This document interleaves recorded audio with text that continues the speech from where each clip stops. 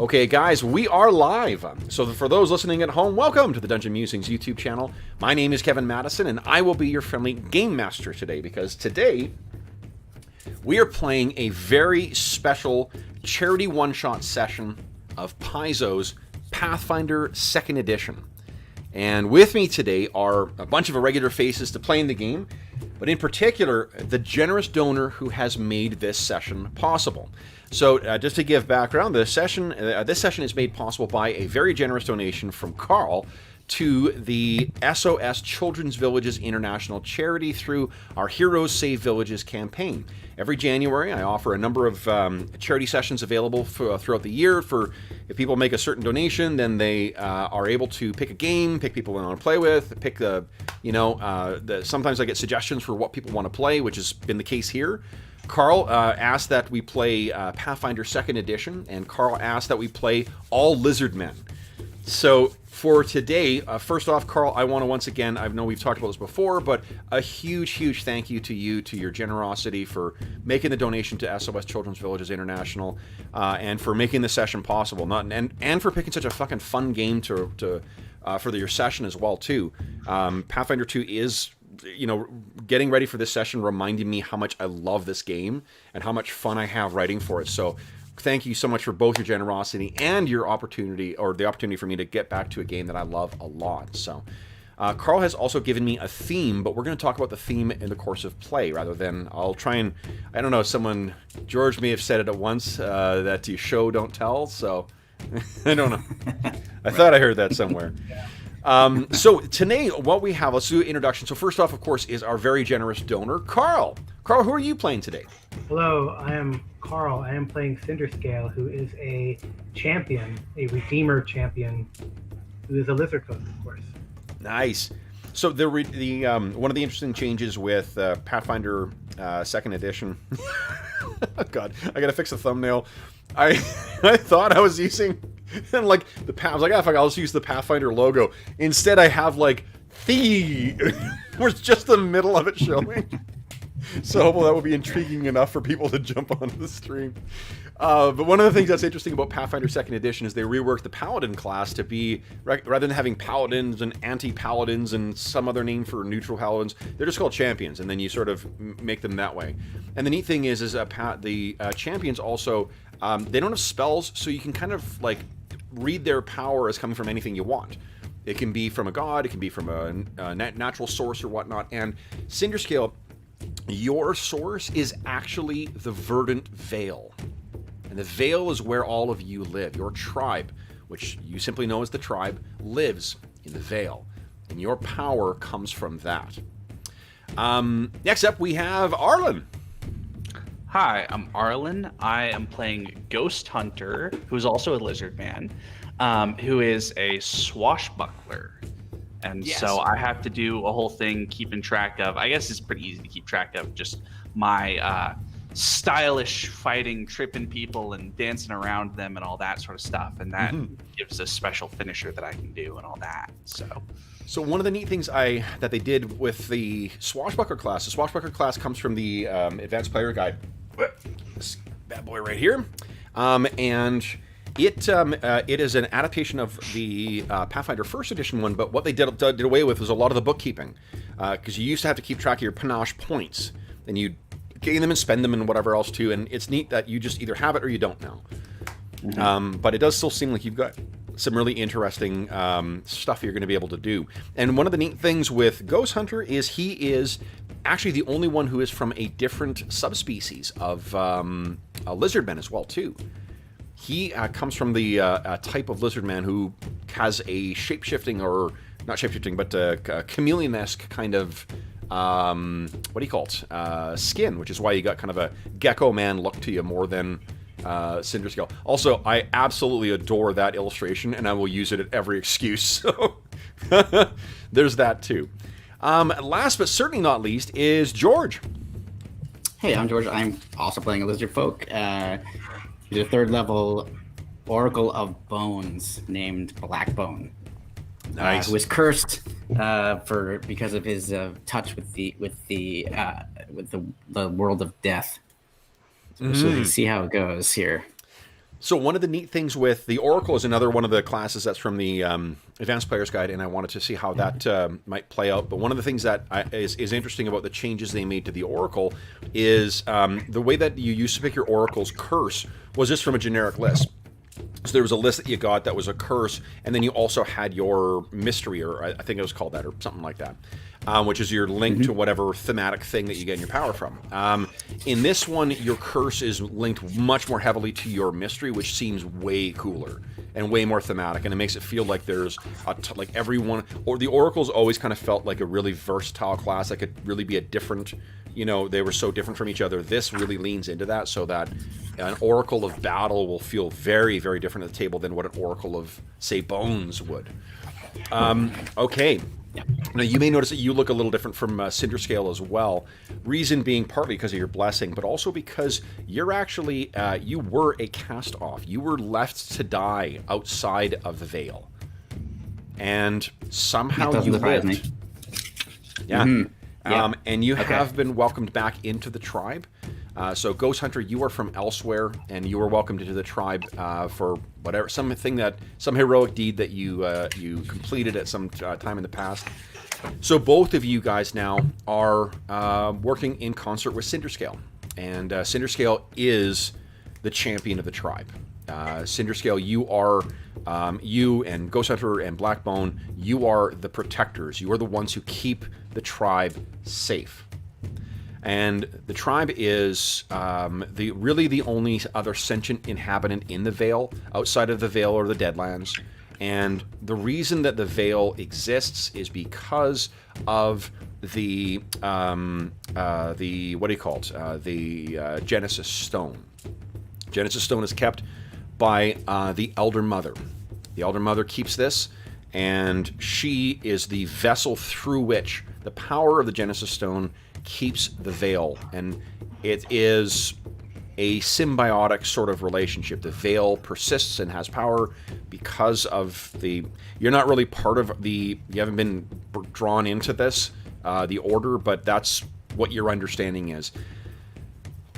So when threats come to the Veil, you guys are the ones who are charged with dealing with it. And a threat has come.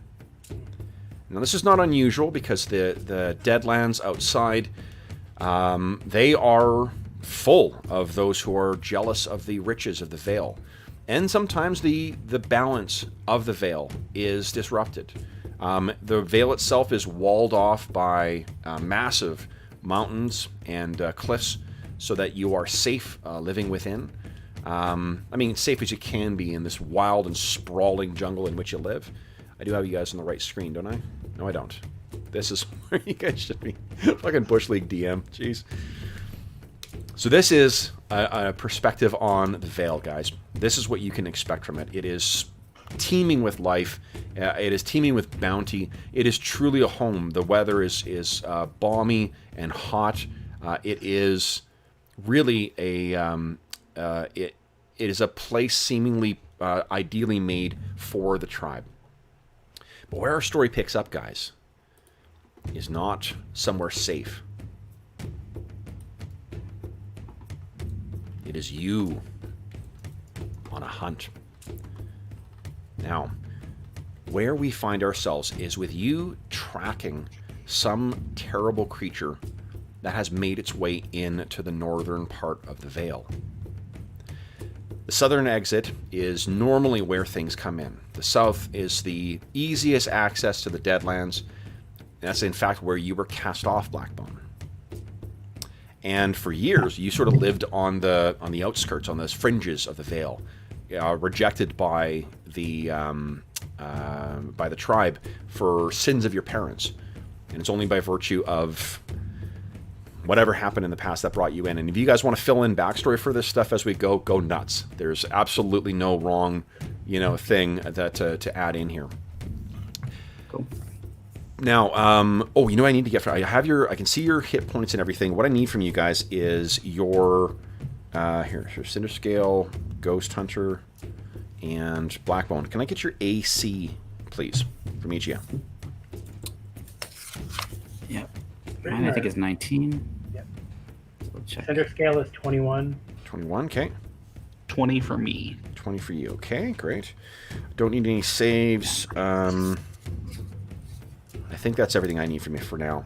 So, which of you guys has the highest survival bonus? I've got a 7. Me too. Okay. I got a 6. So you guys are all pretty good. It's almost like you guys live in the wild or something, you know? Pretty crazy. They cast me out to die, and I somehow made it back, so I managed to survive some way or other. Yeah, it's neat. So I used actually for your character, George, I used one of the alternate backstories. That's for background. Normally, what you're picking is a profession or something like that. There's sort of like in the Advanced Player's Guide, they give these neat thematic backgrounds. So that's why you got that feral child background instead. Yeah. of... Okay. Cool. I was wondering where that came from, and I have the book. I just didn't think that it was from here. So very cool. Yeah, they got some neat alternate ways of. So if you want to have a character who's like got a big destiny behind them or something like that. That's one of the ways that you can model it in the game. Okay. Cool. Okay, so why don't we do this, guys? Let's all start rolling some dice here. Who's going to take? So someone's going to take the primary lead on this, and then 2 other people are going to aid. If you're aiding, the DC is going to be at 20. If you get a success, you get to add +1. If you get a critical success, you get to add +2 to the roll. So likely Cinder scale will aid. Okay. It's not as good as the others. Yep. I think I would aid too. I think Blackbone.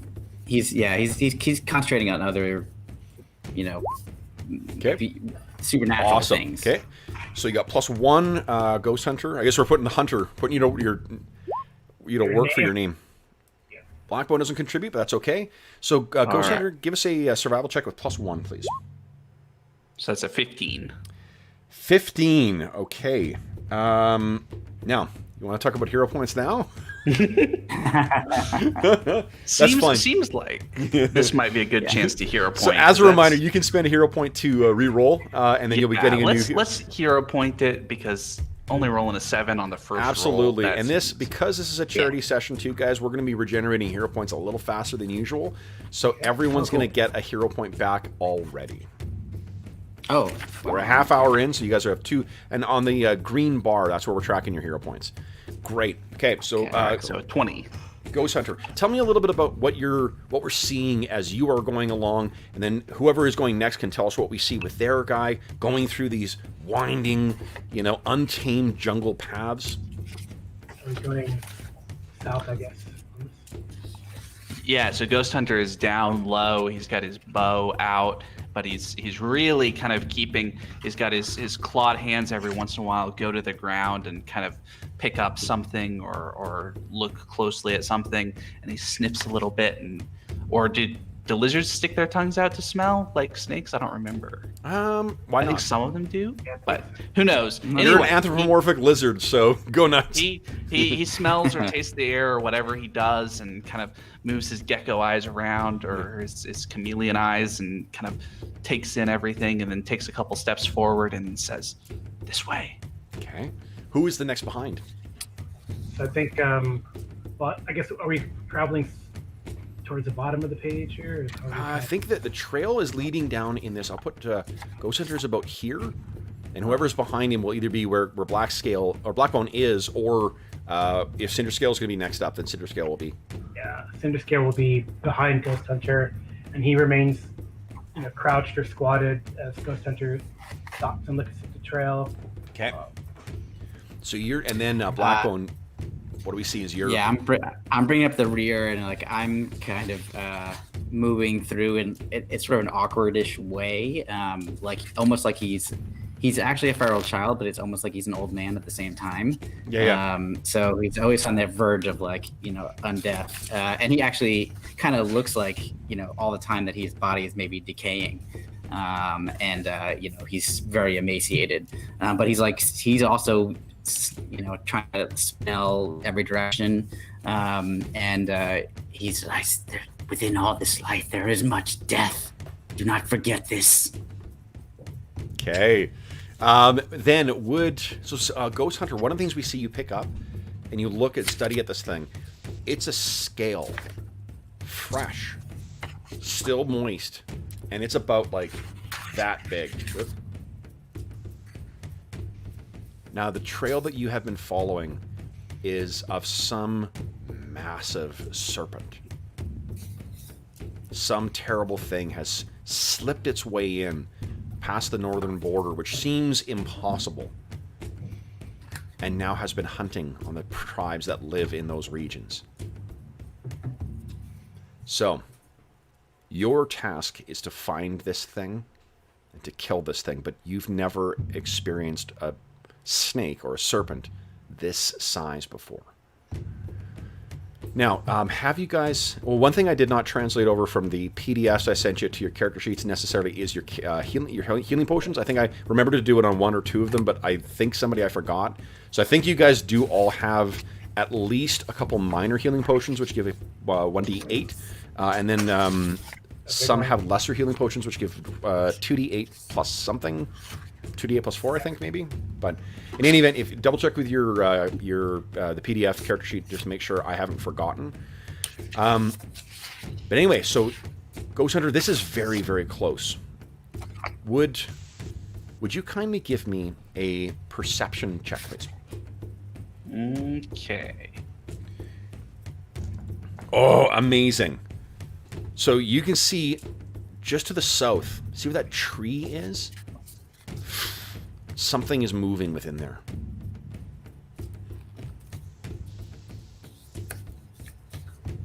So I immediately crouch down and pull out a single arrow and aim it up towards it, and then look over towards my allies to make sure that they're seeing what I'm seeing. Okay. Carl. Cinder, sorry, if you don't change your name, I'll keep calling you Carl. Oh, yeah. Sorry. Blackbone and Cinderscale. That's good. Yeah. Jeff named his Star Wars character Jeff last night, so... that was...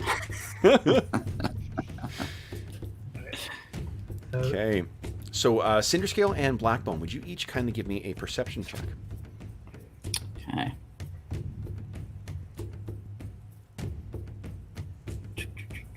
There we go. Okay. Yeah. Blackbone, you can't seem to make out what he's talking about. Although, knowing Ghost Hunter's keen eyes, it's perhaps not surprising that you can't make it out. Same thing with you, Cinderscale. He's gesturing at the bushes. While you cannot see anything there, I think you've learned to trust that he knows when something is lurking in there. What do you guys wish to do? I mutter back to Blackbone. Is it death, you think? Blackbone kind of looks around and says, "It's always death." Cinderscale gets his still on his haunches. He gets his hatchet ready and his axe ready to go. Do I have a sense of? What do you see? Or smell, actually, probably. What do you taste? Ghost Hunter, more appropriate to lizards. Do I have a sense of how large the thing in the tree is?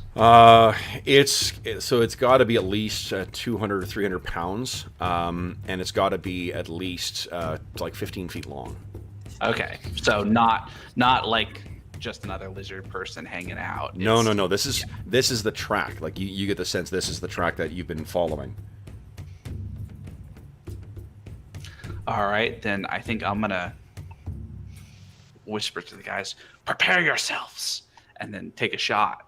Okay, so I'm just going to give it a bit of cover for it, which will just make its AC a little higher. But please go ahead and make your attack. All right. Whoa, nice. All right, so that is a hit. And this thing rears up. And you see... Let's see here. The one thing, so the only thing I would ask for any publisher when they're going to add bestiary tokens or things like that is to also let us have access to the illustration so we can make a handout. Because having a little itty bitty token is cool, but it's way cooler when you can give a handout to be like, look at this badass thing. Yeah. So you're gonna have to rely on the thing. Maybe zoom really close into that bush, and then it'll look really impressive. In fact, why am I laughing? I'll do that. Wah! So this is what we see rear up. A massive Cobra. Which it's what do you call it? It's a hood frays out. Weird spikes are on the end of this thing, and what I need is for each of you guys to kindly give me a will save while I apply the damage that Ghost Hunter did to this thing. Okay.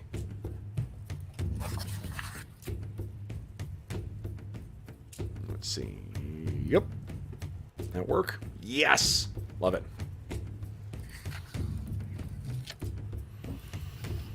Okay. Guys, alright, so let's see here. Blackbone. So the DC was a 22. Blackbone, you got a success, so you get Frightened 1. So you get, that means you are going to suffer minus, like a 1 point penalty to all your actions until next round, in which case it'll go down by 1. Cinder Scale and Ghost Hunter, you got Frightened 2.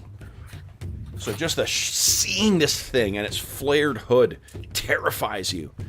And let's see here, the longbow. Here we go. Boom. You guys can see the health bar, right? Yep. Excellent. Yeah.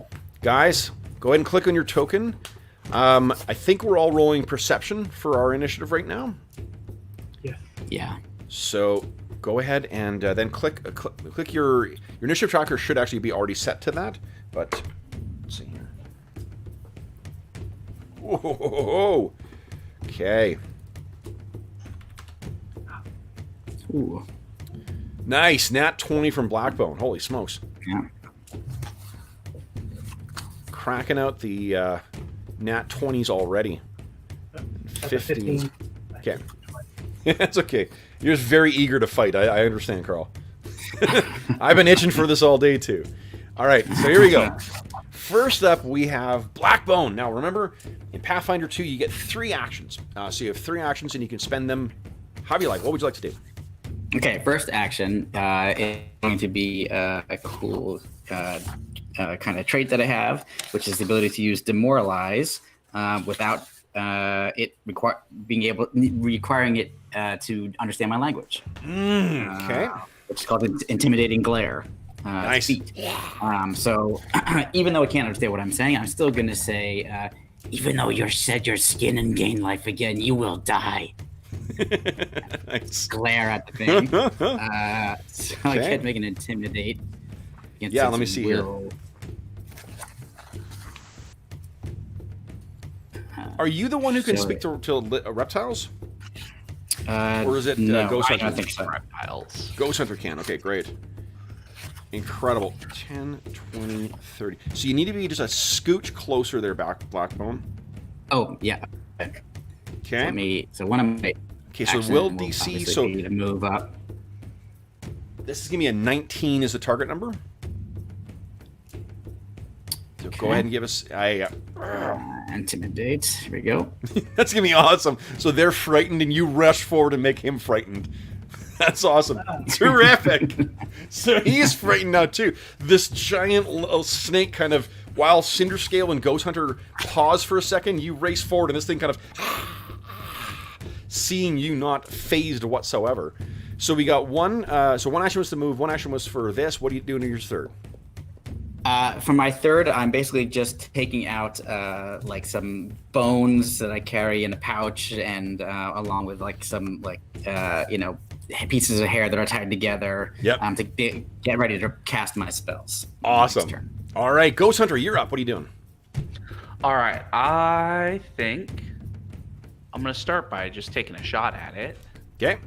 Because why not? All right, take a shot with the longbow. Go.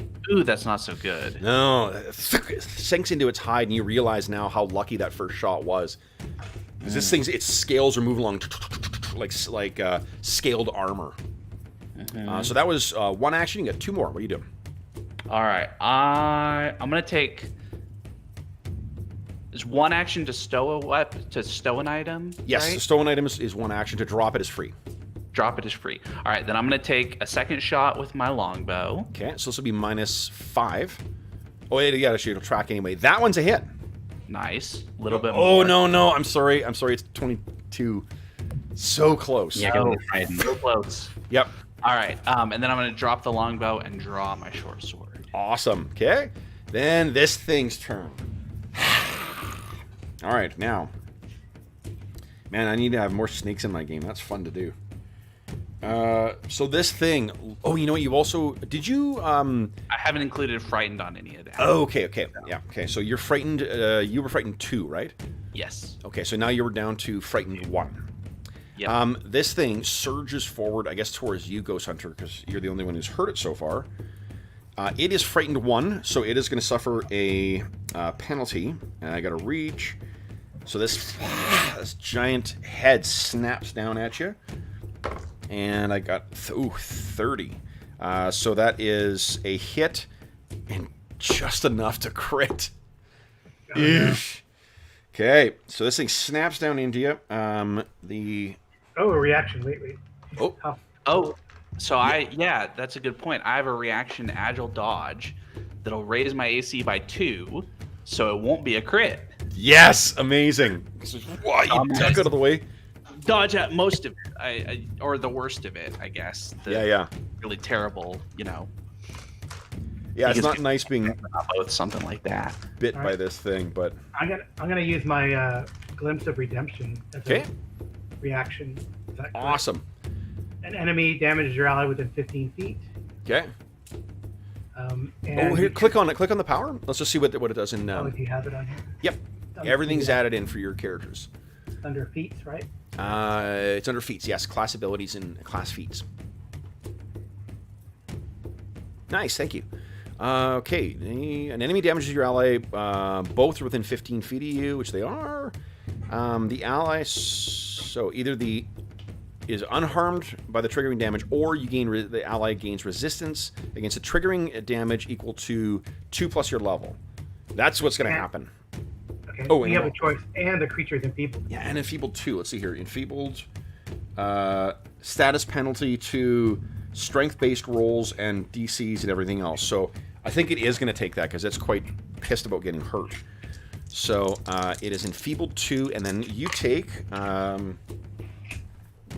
This is the only monster I don't have a card for, so I'm having to grab the damn book each time. I can move I'll make some room here. There we go. There we go, guys. It's all under control now. That is 14 points of damage for you, Ghost Hunter, and I need a save versus fort from you, please. All right. As its venomous fangs come back. All right, I'm gonna use my hero point. Good Roll call. that fortitude save Good call. for a Okay, little bit better. so 16 is at least that's better because it's not a crit fail. So you take an additional 1 point of poison damage, and you're at stage 1 of that poison. 1 point of poison damage and stage 1. Yeah. Okay. So that was 1 attack. Next. So I guess he gets now resistance 5 to whatever damage. Yes. Yep. Resistance 5 to just piercing damage. Yep. Which would be helpful because this thing is about to try and bite again. Snaps down. This is the last attack I can make. That is a 22, so that's a hit as well. Not a crit, though. You take 17 points of damage from that one. Thwack! Thwack! Oh, after the resistance. Oh, but he also gets to apply his DR. Yeah. So that would be -5, so 12 points of damage, Ghost Hunter. 12 points of damage. Ouch. Yeah. Okay. So, and then that is it for our friend, the Emperor Cobra. Cinder Scale, your ally has been struck by this thing. All right. Cinder Scale is going to move in and attack because that's what. Okay. So 1 action to move in, 2 more. 1, 2, yeah. How do I? Because you do so 1, 5, 10. You can move like 25, so like you're Yeah. good. Where unless you're planning on leaving. See you guys. And he's going to hack at it. Please do. So are you now? When you say hack at it, do you mean you're taking advantage of your double? Yes, I'm using a double strike. Awesome. So use both of them, your hatchet and your battle axe, at your full attack rate. Okay, so the first one. Yep. Here we go. Battle axe, That is a hit. Awesome. hatchet. Also a hit. Really nice. Okay. I guess boom. you subtract whatever for the frightened condition. For the The frightened condition is I didn't. those are still a hit. Yeah, even with -2, that's still a hit. Okay. Although the hatchet just barely got through its hide. Oh, Incredible though. Critical damage was 84. It's rolling 10d6 instead of. yeah, it's something weird.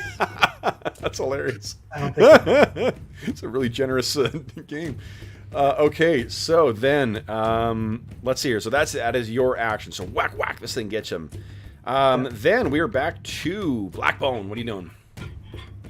So I see that Ghost Hunter has been wounded, and there's something about them that fills him with some glee, but because he knows that his companion now is experiencing what death might feel like, and that's a great thing. However, he doesn't want him to die. Give me 1 second. You know what? You just reminded me of something. Ghost Hunter, Yeah. give yourself back 12 hit points. I would have missed you because I forgot about the frightened condition.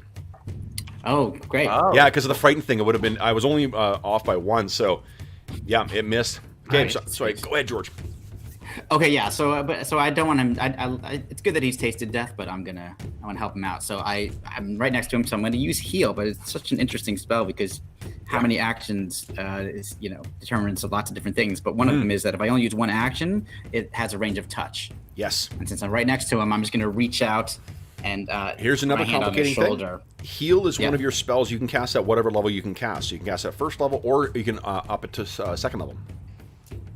I think I'm going to. I was going to do it at second level because he was so low, but now that he's not quite as bad, I think I'm going to start with one. I don't want him to feel like fully, like Instead of a lay on fine. hands, you're giving him an attaboy.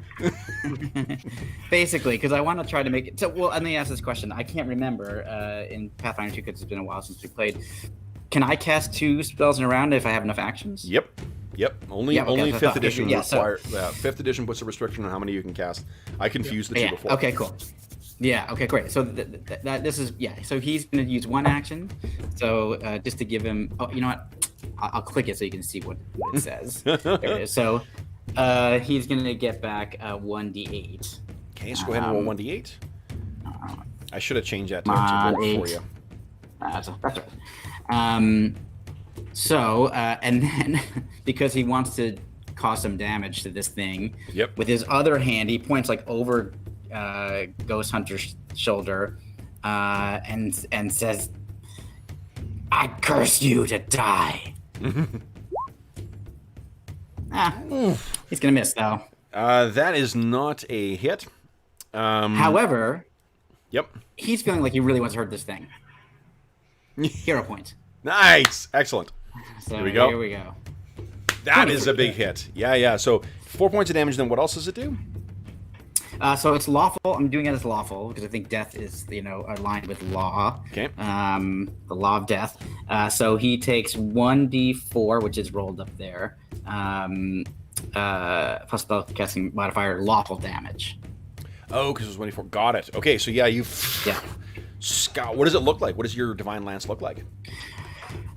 So it looks like a blackness, like the absence of light. Okay. Like kind of like, yeah. Like even some of the trees or the grass at your feet begins to wilt as you're evoking this. Yeah. Okay. That's right. Ghost Hunter, what are you doing? So I don't remember how opposite you have to be for flanking. Do I have to be like essentially directly across this Yeah. other diagonal? Yeah. All right. So, But you may be thinking this already. One of the things you could do is tumble through, which is, I think, something that triggers your panache anyway. that's what I was thinking. Except I don't have enough move to tumble through if I have to be here to flank. So what I'm going How to do much is move tumble. do you get when you tumble? The speed, it's normal speed, but it costs double to go through their squares. So it'd be 1, 2, 3. 5, 10, 15, 10, 25, and then I couldn't make the diagonal because that would be 35. I think we can fudge it. All right. Yeah, so as long as you make this roll, you don't just like roll. So I'm gonna make an acrobatic. we did have in our Star Wars session today, John rolled a despair when he was trying to ram an ATST with a speeder bike. So he's like, "I'm gonna get in there. I shouldn't get off this thing." So hopefully you were more successful. Go ahead and make your. All right, acrobatics check. Yes, please. Oh God. Oh no. Do you have any hero points? I do not have any hero points. Oh boy. All right. So let's see what happens when you fail. Your movement ends and you trigger reactions as if you have moved out of the square you started in. Okay, so fortunately you are engaged with this thing now. So good for that. So I get to, because I had to move to here, yeah, and then... That's only one action, so you still have 2 more actions. One action, so I might as well just try to smack it with the short sword. Please do. Seems like. There we go. It's all writhing too fast and too crazy. Short sword, nope. Okay, you have 1 more action. Do I have anything else that would be useful? I don't think so. I think just a second attack with the short sword. Okay. Go ahead and swing. Go. Oh. Okay.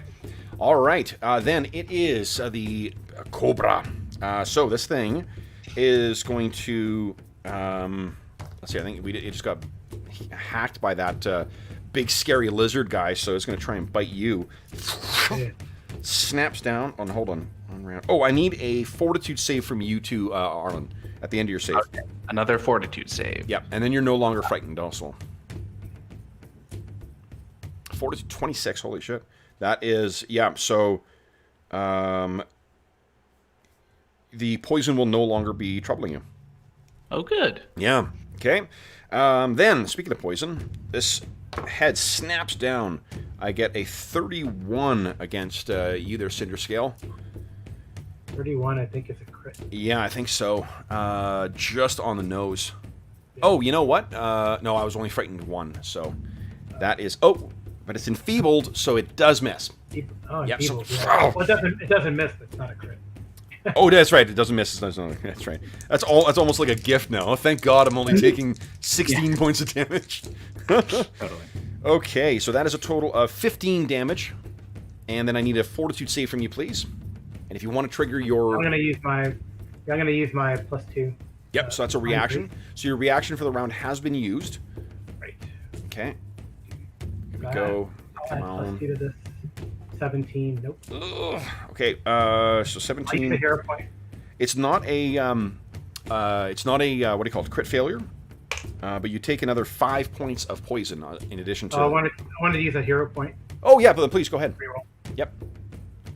24. Easy. Yep. That poison does nothing to you. All right, and then it's Get you to the hero point. follow-up second attack. This is less. Nope. That slams into your... As it's coming down, you batter it to side with your big, massive axe, and then its final attack is a miss as well. Okay. All right. It's done all those interesting things. Cinder Scale, what are you doing? He's going to double slash and maybe bite it back. Nice. Excellent. So go ahead and make your 2 slash. So those Double both are strike. at full, and then your bite will be at third attack. Second. Yeah. Third attack. Okay. Okay. 22. Nice. Yep, that's a hit. The hatchet. Hatchet Also is 20. also a hit. Wow, big one too. And then the bite. Bite counts as a Take third this. attack. Take this, snake. Oh, that one. I love the tooth. I love the tooth in him. No. I butt it with my snout and Yeah, my exactly. tongue. You got his attention. All right. Blackbone, you're up. What are you doing? 19.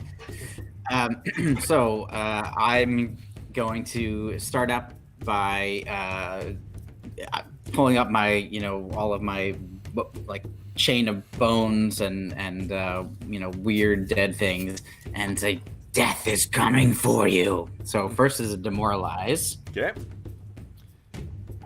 because I want to knock down his saving throw by one if I can Absolutely. do it. Well, also the And here chances it to hit your goes. allies or crit on your allies, as the case may be. Yes.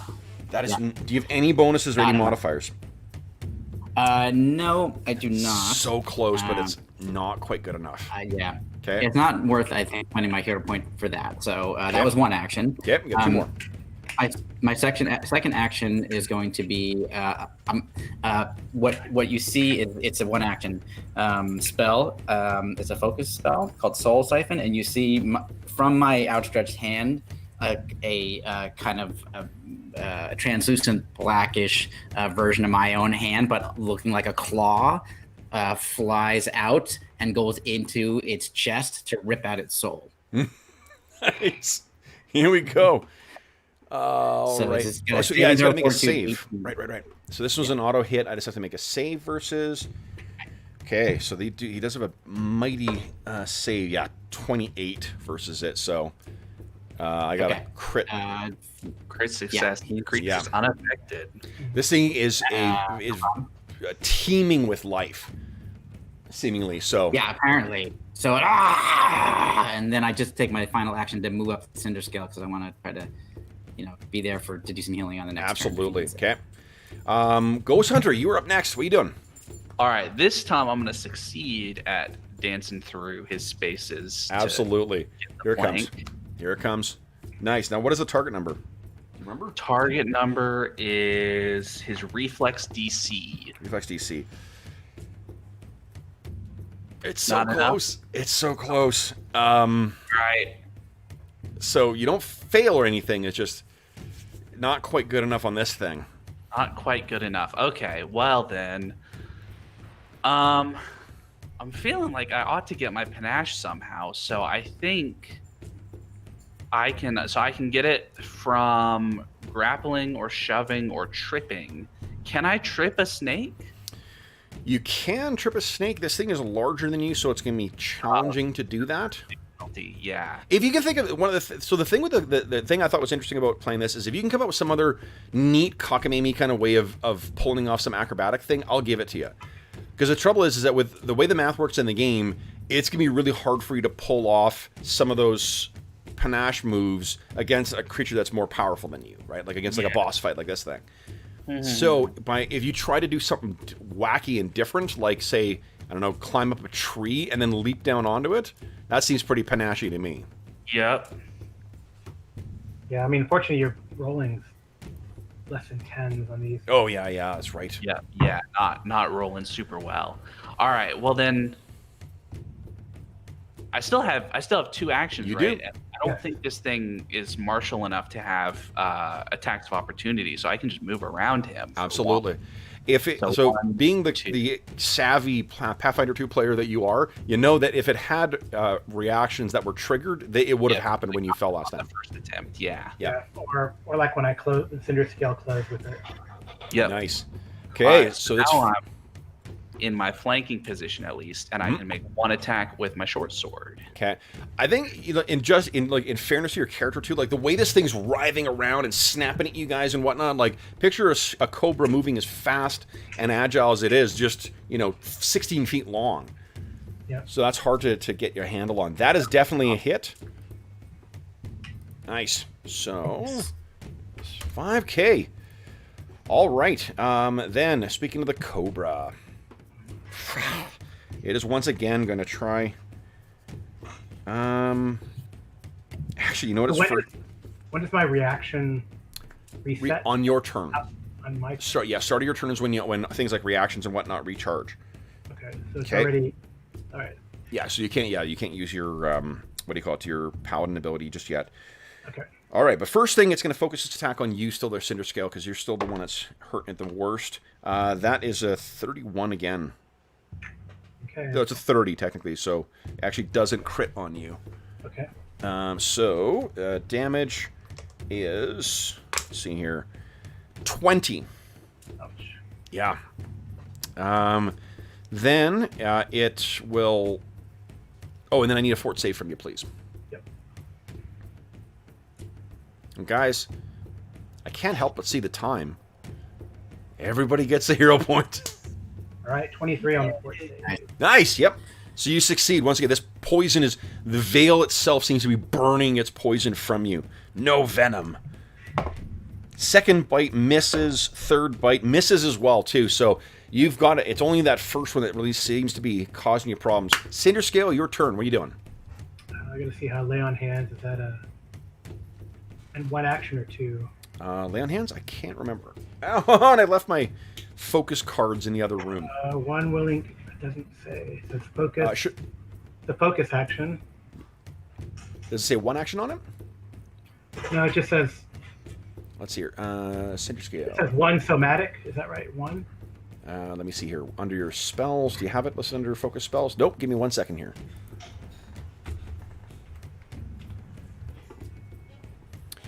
Where is it here? Spells. Here we go.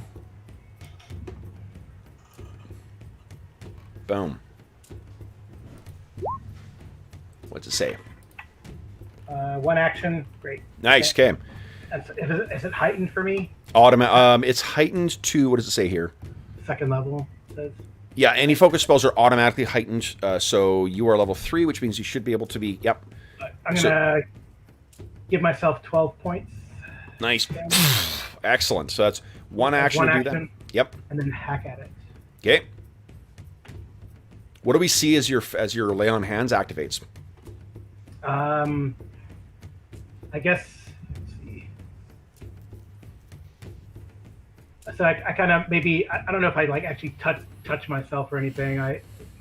You don't have to. If you can just say like you could. But I say like basically since the power comes from the veil, and since we're in the veil, then all this greenery around me, like it kind of all these motes of green kind of circle around him and kind of lay on the wounds as if they were sort of healing spores. Love it. Okay. Then with the 2 attacks, he gets back to with that brief pause, he shakes his head off, his head, and gets back to the killing. Nice, gets back to the business of protecting the veil. Love it. Yeah. Battle axe, unfortunate. No, that's actually hit because of flanking. Oh no, it's not because sorry, that the first one is not. Second one is a hit though, and 96 damage if you crit it. Something messed up with that, but I'll fix that during the break. I'm sure it's something I've done. 10 damage. That's hilarious. Okay, really makes me feel like a chump, for not critting. You could be doing 82 more damage. Yeah, I've seen that before when in my other. There's something weird that I'm sure I've entered something incorrectly. All right, so this thing is definitely on the more injured side than anything. Black Bone, what are you doing? So I am still thankfully adjacent to Cinder Scale. I see that he's healed himself a bit, but I feel like he might need a little bit more.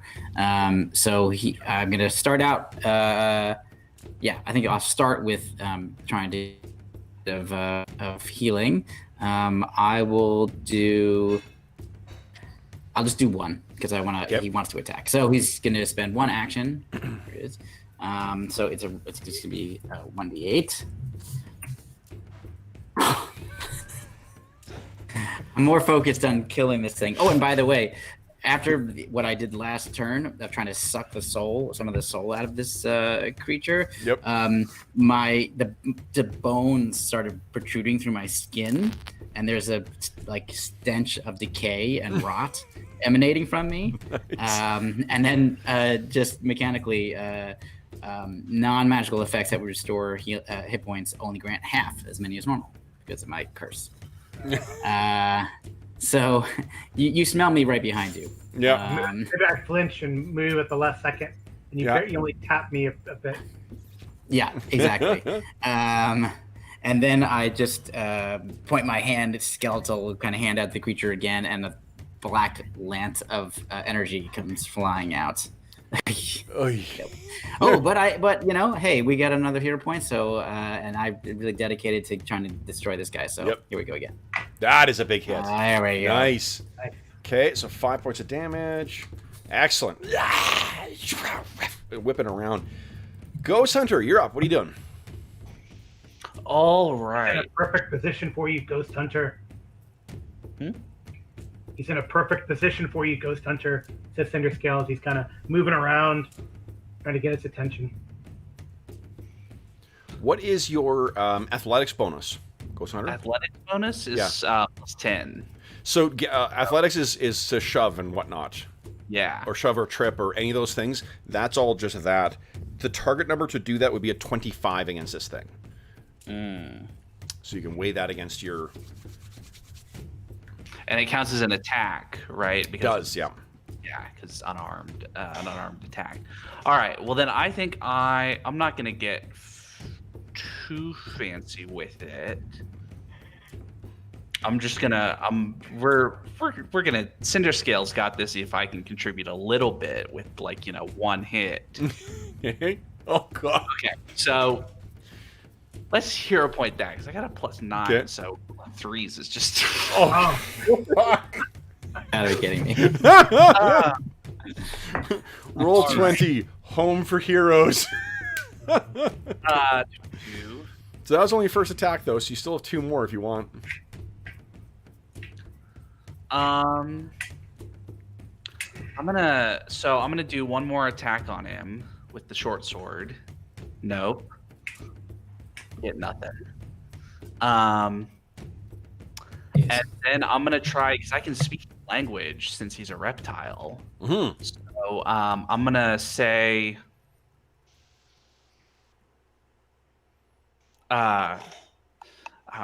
piss off, Slidey boy. We're gonna kill you eventually. Nice. Why don't you give me an intimidate check, please? Intimidate check.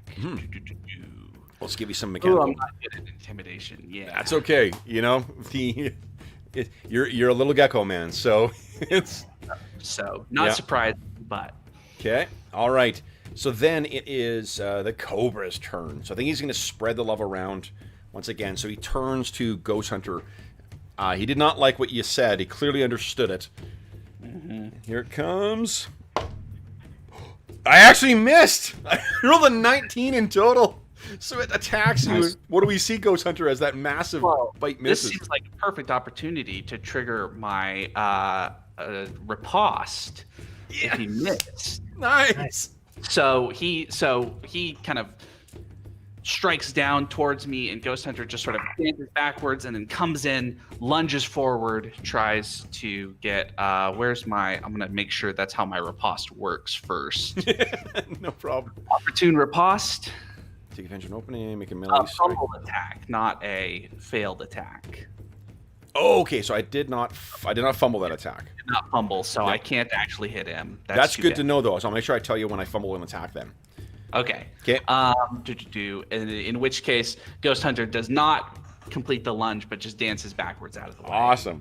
Okay, so then his second attack is almost asking for you to have something.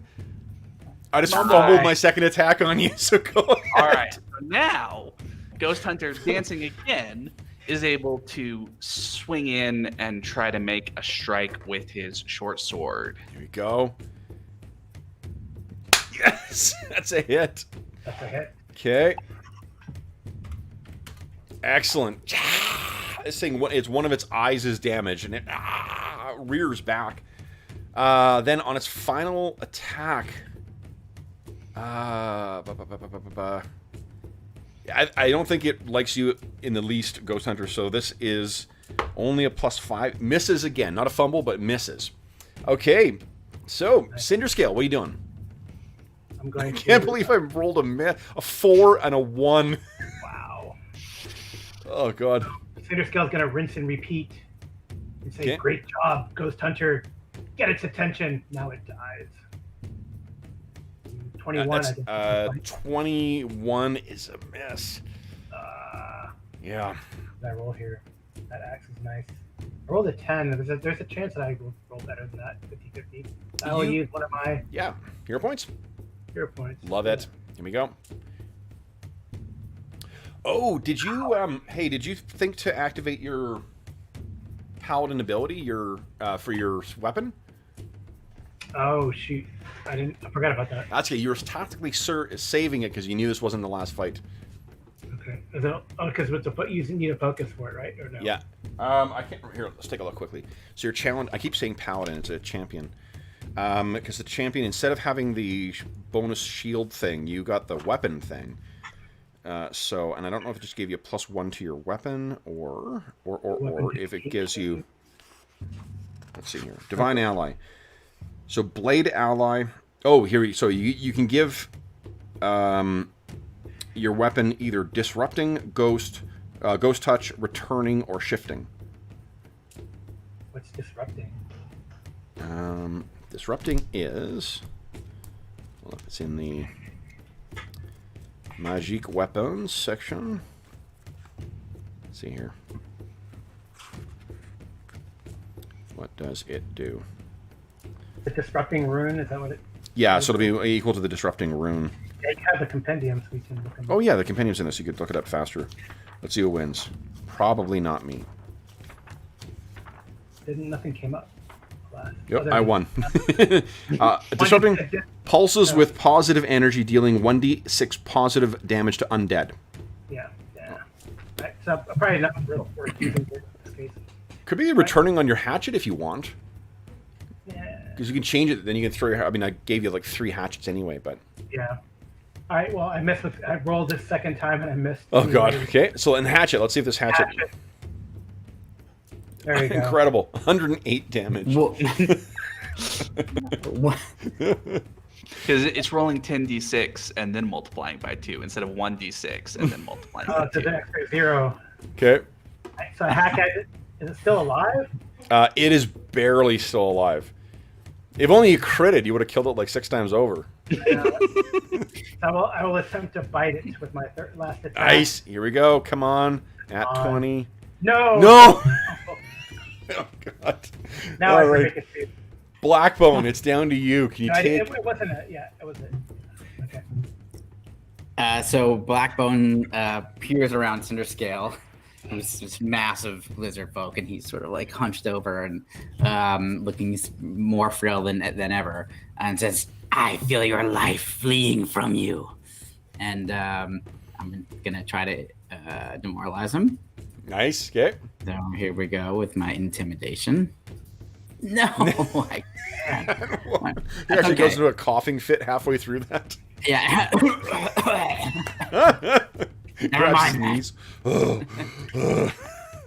And then he just goes back to his, tried and true lance of necromantic magic. Here we go. There we go. 25. Nice. And that is enough to down him. So what do we see as he dies?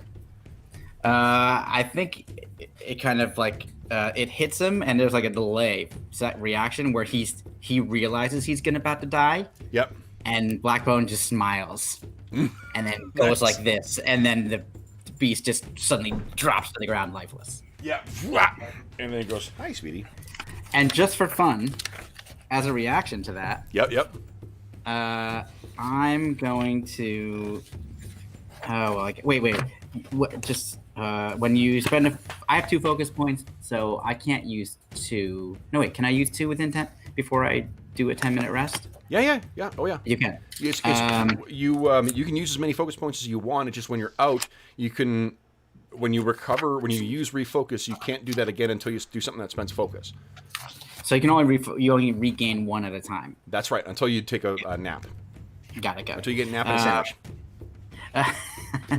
You know what? Considering it's early in the day, I'm gonna do. He starts to prepare to like basically summon up the undead energy, like of the life fleeing from the body of this creature. Yep. So he kind of like holds his hand over it, and then he decides this is not the time. Okay. So he does. It's a cool focus. Wait, I think you actually hear the spirits of the deceased saying, "Not yet, not yet." Ah, yeah, that's great. That's great. He kind of looks around and nods. Ah. Yes. All right. Well, Cinderscale is he's gonna assume Ghost Hunter is gonna chop it up because he's a hunter, and Cinderscale is gonna pull out a healing potion and drink it down. Okay. The regular one. I'm gonna give you a bar as well too. Yeah, here we go. Yeah, and I think you would know this about Blackbone. He's not like super healy. So Healing. All right. Not the dud. he's, Good girl. Okay. yeah, that one wasn't mixed properly. Yeah. Dang. Okay. Let's see here. Then So, Ghost Hunter, who does not have any skill at performance or anything like that, but he likes to sing when he hacks up the dead bodies. So he terribly tonelessly in his, whispery, scaly voice, slidey boy, the scaly's finished you. Just hacking away pieces of him and cutting off, chunks of scale and all that sort of stuff. And so as you're doing that, Ghost Hunter, there's something you notice on the back, like right near the back of this thing's head. And it's weird. There's some strange brand back there. Slidey boy, looks like he was someone's toy. Cinder scale, blackbone, why don't you look at this? Yeah, I'm gonna rush up there and take a look for sure. Okay. Cinder scale throws down that wasted, unmixed potion and tries another one because he's down pretty good. But healing is pretty. Is anyone trained in medicine? Yeah, I'm gonna look and see if we're trained in medicine. Let's see. I am trained in medicine. Okay. I was about to look up first aid. Yeah, so remember, how because you can administer, and assume that you have healer's tools, and that your Bush League DM didn't forget to put them on your character sheet. Yeah, I'm not trained in that. Oh, hold on, yeah, so trained medical, yeah, treat wounds. So you spend 10 minutes with one injured creature, make your roll DC 15, and if you succeed, then you regain 2d8 hit points. If you crit, you get 4d8 hit points back. So I can. Do you want me to do that now? No, go ahead Carl? and do. No, Okay. well, I'm gonna. He's like about to drink another potion, so it's up to you if you want to stop him and say. Oh wait, yeah, wait. I do want to stop him. Wait, let me just look at this creature for one moment, and then I will assist you. Okay. So what I want to do, I have two things. First of all, I have occultism, Mhm. I'm trained in occultism. So I would just want to, from an occultist point of view, want to just examine that. So it's just worth refreshing all of our memories again too, and noting that like one of the neat things that PF2 does as well is that it distinguishes between arcane spells and occultism spells, in that where arcane spells are like the traditions that are taught currently, that if you go to a master's school and whatever, it's the kind of invocations that have been passed down for hundreds of years. Occultism is the weirdo stuff. It's the oddball stuff that the people in the woods learn. It's the stuff that the crazy guy studying runes from a millennia ago in his basement is able to pick up. It's the weird shit. It's the stuff that I like best. Let's just be honest. Yeah, same here. Okay, so go ahead and give us an occultism check. Yeah, let's see. 12. Not worth spending any hero points, so I'll just go with the 12. Okay, so this is it is definitely a mark of some kind. So I guess like one of the other things, PF2 remember distinguishes between relative level. So if it's something that where there is a way of like measuring what you're going against, we compare that target number versus the comparative level of what you're going against. And then there's also the stuff that is just like levels of competent training. So what I'm going to do is I'm going to interpret that in that way, where it's the simple DCs. So you are, that's unfortunately not even equal to trained. So it's completely foreign to you.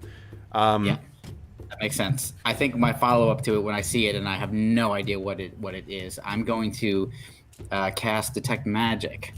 Try to see if I can glean what, if this has some sort of magical essence. Would you mind clicking on Detect Magic? I just want to read the text. I will do it right now. Yeah, here Awesome. we go.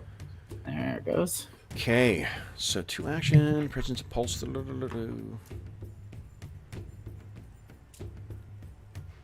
Okay. All right. So, what you can... And I have it at second level. It's automatically heightened to second. Yeah, but I don't... oh, yeah, because third level spell. Yeah.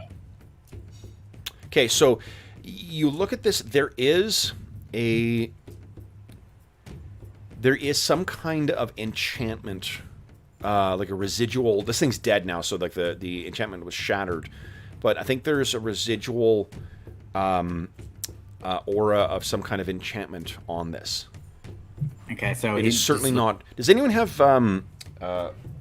what do you call it, any lore? So lores are the things that are sort of like wide open. So if you've got any hunter lore or something like that, or animal lore that might tell you about like the behavior of natural animals or anything like that, that would help. If not, I think nature. Good, like nature or survival. Yeah, nature. Go ahead. Yep. Yeah, nature. Yeesh. I'm a terrible hunter. You guys are setting the world on fire with your dice rolls tonight. I have nature as well, but I just don't know what this is. Uruxi lore. Oh, Uruxi lore is IRUXI? lizard folk lore. Yeah. Ah, okay. Yeah. Lizard folk call themselves the Uruxi. Gotcha. Okay, cool. I'm just good with, I don't have any of that. I'm good at. I have nature. I do have nature. Yep, go ahead. So I'm gonna try to see if it rings any bells to Sure. me. Get to my room. Here we go. Even worse. It's not dead. I don't understand it. This but I do snake say- appears to be the master of something. It can cast magic on its head. Yeah, I basically it was enchanted in some way, and I only caught a fleeting glimpse of it. Mm-hmm. Do not know what it was. Blackbone, one thing I forgot to mention as well, too, if you choose to make use of any of your animate dead-related stuff, I'm assuming you've got the bones and shit on you. Don't worry about needing to find a corpse or something. Okay, cool. That's great. It is a very cool feature. Spell, I mean. Yeah. So I will then... Truly, you know, a signature of a great session is when the phrase "Don't worry about trying to find a corpse" comes up. Exactly. Okay. So I'm gonna basically now start spending my time working on Cinder Scale. Yep. For 10 minutes to kind of help them out a bit. I Give don't us have a lot of healing magically on. Okay. Give us a medicine roll, please. Yeah. Okay. Yep. So he rolls 2d8. I'll let you roll, Carl, so I don't, roll low and I feel badly. I can roll low and feel badly. Well, exactly. 11. Nice. that's 11 pretty back. Pretty good. Good. Ghost Hunter's pretty And banged up too. I'm sewing you up with coarse black thread. It is not pretty. It's stuff that's been wound yeah. down from a tree as well. Yeah, exactly. Yeah. Exactly. So I'll go over to Ghost Hunter and do the same. Spend 10 minutes kind of working on them. Okay. And I have little salts and weird, things that I'm applying, salves and etc. None of it smells good. No. But in this case, I do want him to, I feel like this is my duty to help him out. So I am spending the last hero point I have Okay. to try that again. Here we go. Come on. Wow. Nice. All right. So that's 2d8. I'll let you roll it, Arlen. All right. 8 back. Nice. Nice. So 37. Okay. So as you're working away now, I also note the time. Everyone gets a hero point. So I'm gonna Nice. my health potions were mixed better than Cinder Scales. I'm gonna take one of the small ones. Yeah, 3 more. that's a little bit better. Yeah. A little better. So what do you guys make of this stuff? Well, we didn't find out what the rune was, right? No one knows. This is not recognized by me or my god. We're in the.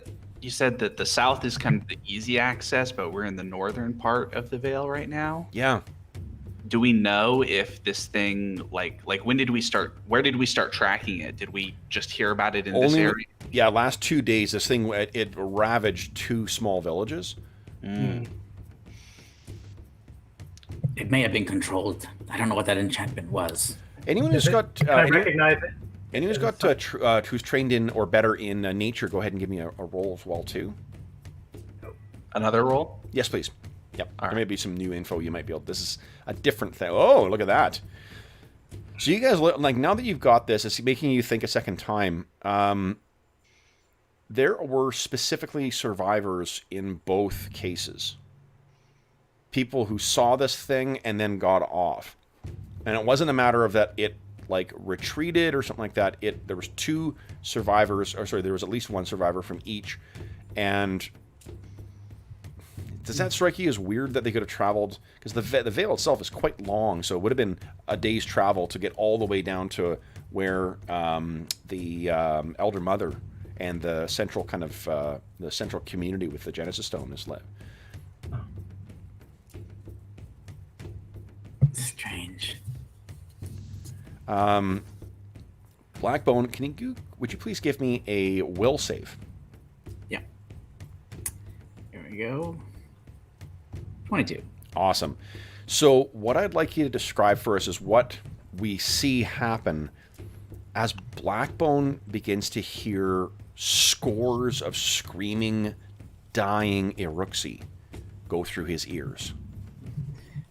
So he thinks it might be coming from, nearby at first. So he's sort of looking around, and then he realizes it's coming from every direction, and he kind of spins around, and then he holds up his, kind of chain of weird totems as almost like a ward, what?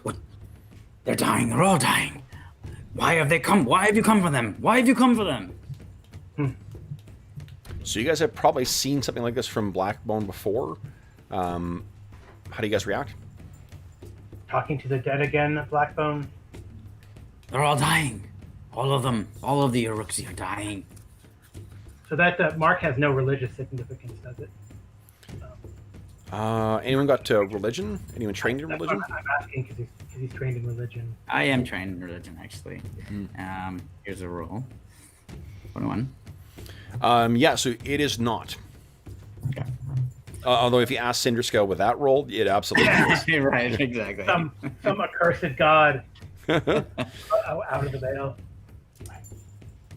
Okay. It couldn't have been just this one. Too many dead. Too many dead. It's a greater force.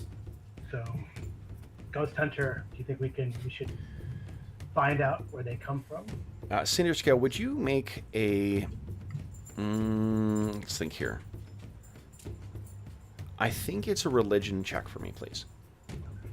Hopefully better this time. Yep. A little better. Okay. You got an uneasy feeling, but Blackbone, Iruxi are dying. Like now. And does it feel like it's coming from just everywhere? It feels like the their spirits are screaming past you before being dragged off to the Deadlands. I see. So they're rushing past me. Yeah. I see. From where? And are they coming from the direction of the Genesis Stone? Why don't you give me what's your source of power again? I can't remember. Is it divine? Is it Yeah, divine. Divine. And I also have, just in case it's helpful, I have no direction as an at-will spell. Oh, okay. So let's do this. Let's give me a effectively go ahead and roll religion with advantage. You roll twice to take the better of the two. Okay, here we go. What was that roll? A 6 okay, yeah, and a 4. Yeah. Yeah, I'm looking so at it wait. I just got a hero point. You did. And this is my realm. So I feel like I'm gonna spend it and roll it one more time. There we go. There we go. Holy shit. So one thing that you may not know is that the Genesis Stone and the Elder Mother all live in a massive stone ziggurat at the center of the Vale. That is where these people are dying. You have a brief vision of it, and you can see... Actually, let me... you know what? Here's what you see. Yeah, and I scream out, the Vale! Now, obviously, you guys do not have this insight. Let's see here.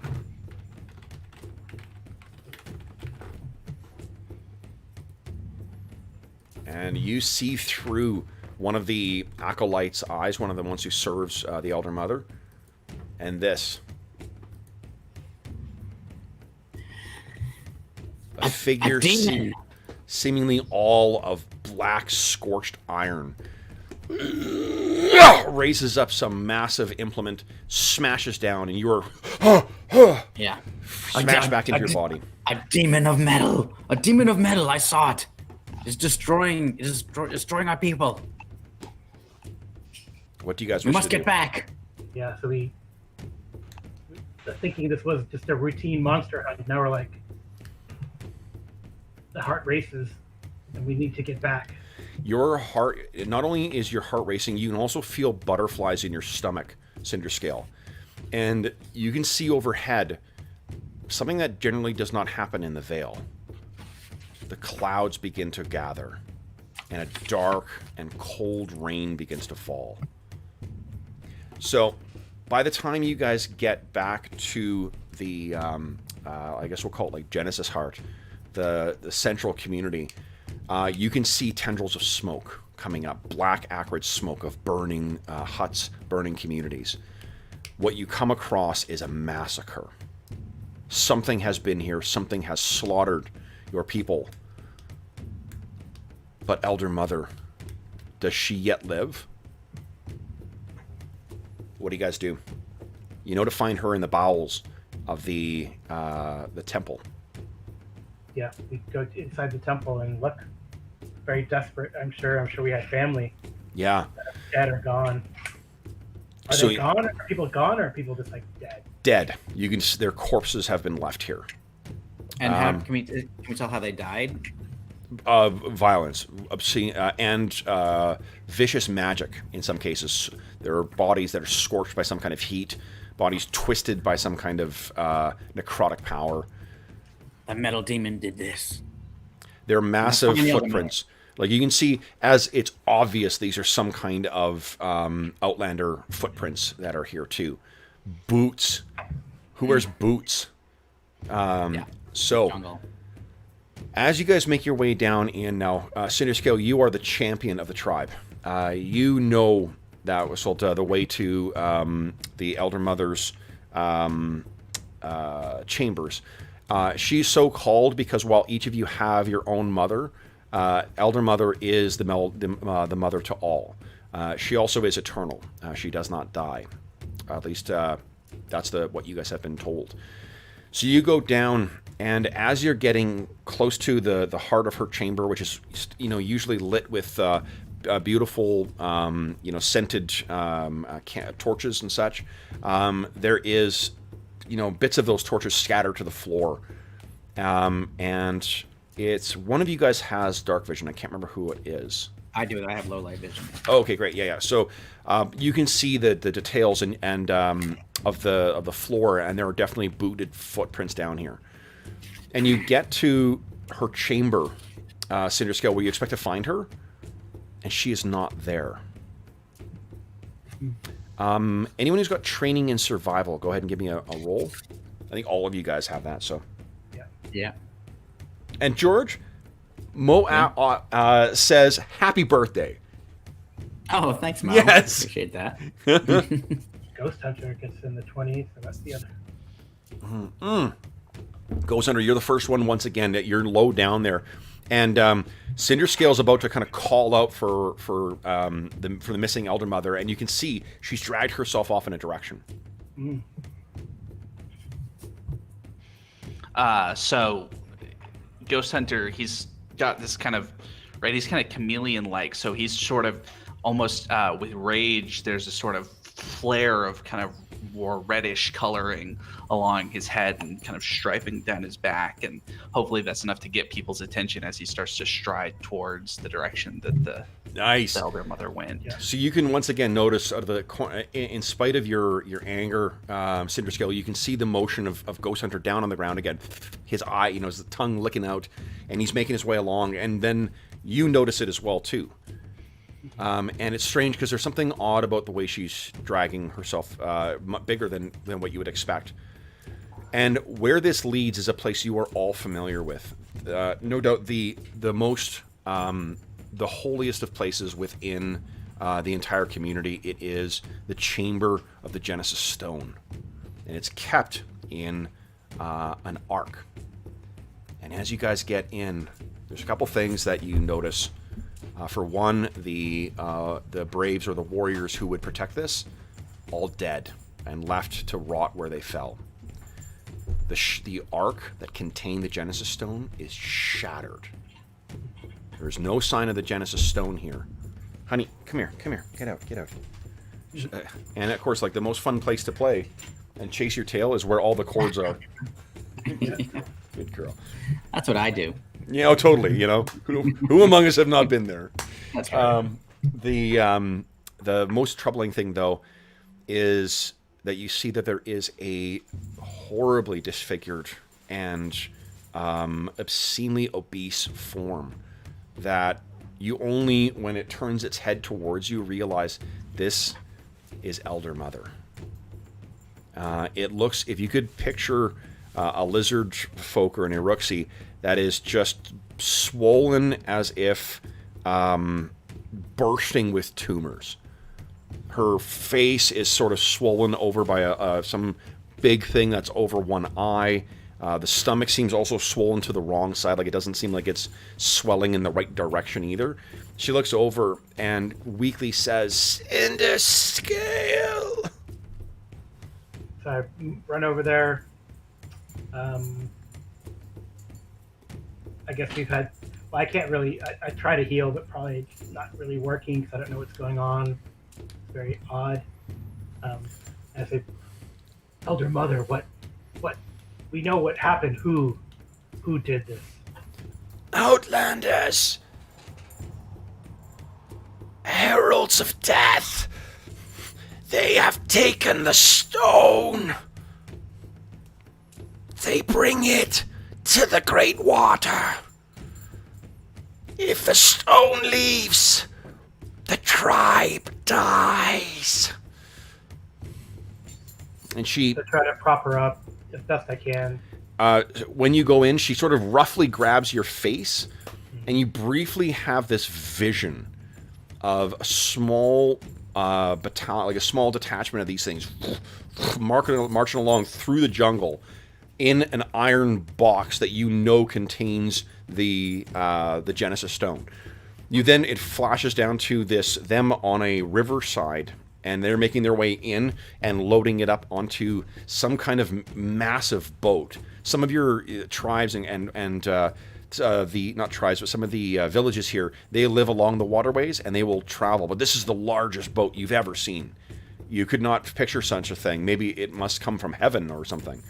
And you see that they are bound, almost like a fast forward kind of vision, showing you along the river is bound for a ocean of or a body of water that seems to have no end.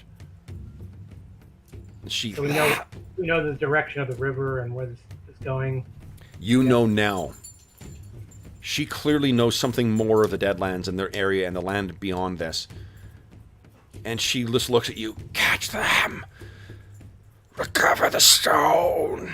And she's struggling to try and breathe as well, to her chest laden down with growths and malignancies.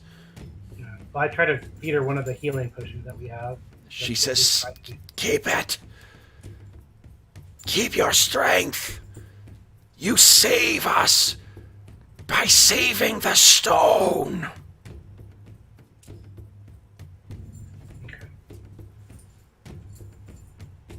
And she sort of... And then I look around and say, "We go." Okay. So, guys, when you step out of the temple, you guys can each recover one more lesser healing potion from the stores here. But as you step out, there is a torrential downpour that has hit. Almost as if the veil itself has been bent against you catching these. So what we're going to do now, guys, is we're going to indulge in... maybe what we can do, we can take our mid-session break a little early. Refresh our beverages, go to the washroom. I can try and pacify my vicious hound. And then what we're going to do is we're going to indulge in a bit of a chase here. So this is going to be a fun kind of sub-mechanic. And I'll let you know how this is going to kind of go. So there's only 3 of you guys doing this. So the way that will... Not every one of the challenges... you're not necessarily going to have the skills to excel in it. You can each, if you choose, sit out one pass of things. So if you think that, like, okay, you two guys got this, you can do that, but you can only do it once. So in this entire chase, you can only sit out. So try to pick yourselves. There's going to be 5 stages for this, and there will be choices that you will get to make along the way as to what challenges you will face. Cool. And So let's. The first, of course, of these is going to be the Deluge, and what it's going to mechanically what we're going to be doing is making some skill checks, doing some cool narration stuff, and then on a success, you generate 1 success or 1 chase point. 2, you get 2 chase points. You generally need 3 to get past each sort of stage, and if you fail, things may happen. If you get a crit success, does that crit success is 2? Or? Yep, crit success is 2. All right, so let's step away, guys. We'll come back momentarily. For those listening at home, we will be back momentarily. Hey, and we got someone else who's wishing happy birthday, George. Rick Grayson says happy birthday too. So nice. Thank you.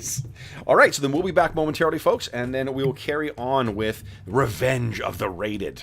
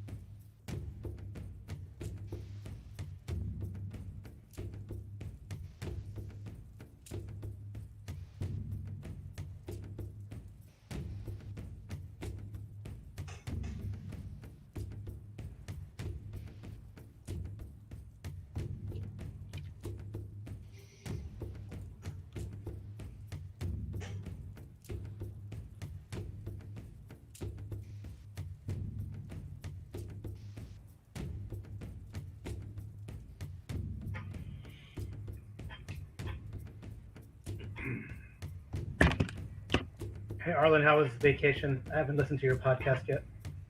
Oh, it was good.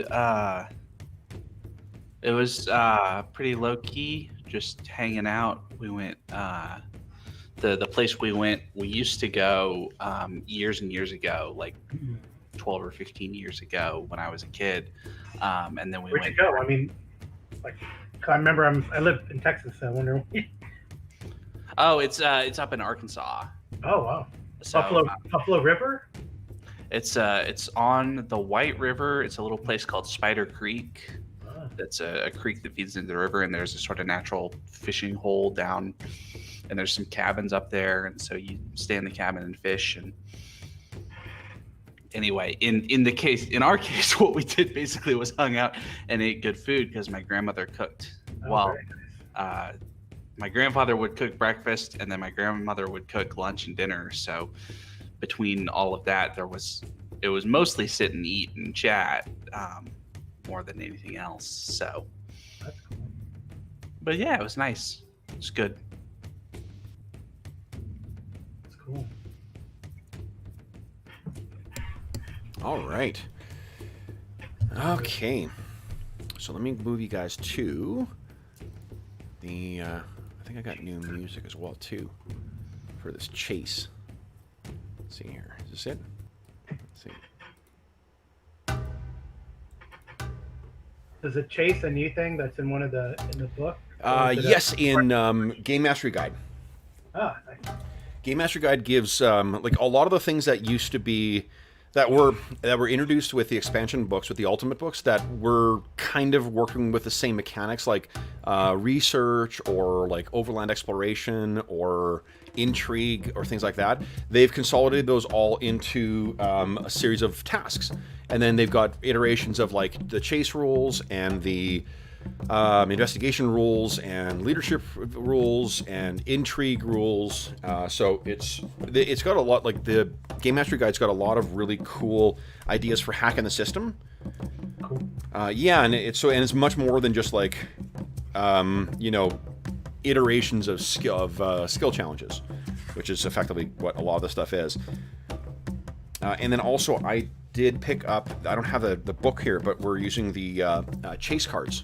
They've done this before, but the chase cards before were sort of like an add-on that I think it did follow the suggestions for what was in the Game Mastery Guide, but it's a different approach they've taken this time, and I like them a lot. I think it's cool, even just like for brainstorming how you're gonna structure this. I'll show you guys as we go through what ones we're using, but it's even like. They've got on the cards themselves the numbers so you could, if you're playing in person, you put a miniature on it and then you track them as they're going along, as you're getting your successes. And there's cool illustrations for each of them. So this is the downpour, as you can imagine, does not actually show a lot because it's just fucking rain. But you got things like, brambles, and well, I won't spoil what else is coming. Fang dragons, the typical stuff. All right. Let me move us back to the main thing here. Boom. The veil. Okay, guys. You scooch out a little bit here. We can see each of you. I will say it was a lot of fucking fun making these characters as well too. Like there's some really neat ideas they've got about the what do you call it? The Aruxi and the dragon folk, or dragon folk, the lizard folk. Yeah, that's cool. No, I'm looking forward to checking out the book more. It gave me a great excuse to pick it up. Nice. Outstanding. Okay, well, it was a great call. I really do appreciate the excuse to get back and like get myself reacquainted with PF2 and remember all the things I liked about it when we were running it much more regularly. Yeah. Okay, so first action, guys. First action. Our stage of this chase is going to be a downpour. You're simply going to have to try and get yourself in the direction of where where is it you think you're heading right now? Is it just towards that exit? Well, I guess they're flowing down river, so wherever the river is. To the south, towards the Deadlands. Yep, so towards the river and towards the Deadlands. Okay, so guys, for the downpour, and we're going to go in turn. Like each of you will take a turn, and then again, you can, for one of these entire stages, you can choose to pass on it, but you only do it once. And I'm sorry to interrupt you, Kevin. I missed the explanation of those cars, and they look so cool. Can you just tell me again where they're from? Oh, these are the second edition chase cards. Okay, cool. Yeah, it's a chase deck, and this has got like these ones. Amazon cart now. The green ones are they're color coded as well too for different locations.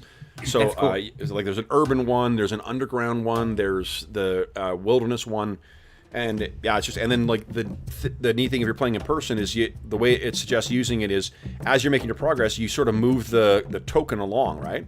That's awesome. Okay, cool. And I'm Sorry. all about It's just meaningless like simple. gestures adding to drama. So, like, it is a simple thing that amuses this simple man. I'm with you. Okay, so first things, guys, is it's on each of these you need to get 3 chase points. Okay. First one is going to be a Fortitude save or Nature. And the Fortitude is a DC 13, Nature is DC 15. If you guys, another suggestion for how to apply one of your skills too, I'd like to avoid the, anyone wants to get a joke about using heraldry out of their system right now, let's do that. But we're going to be talking about skills quite a bit. Yeah, I intimidate the downpour. Exactly, intimidate the rain. Ah, curse you. I deceive the rain into believing I'm not there. Yeah.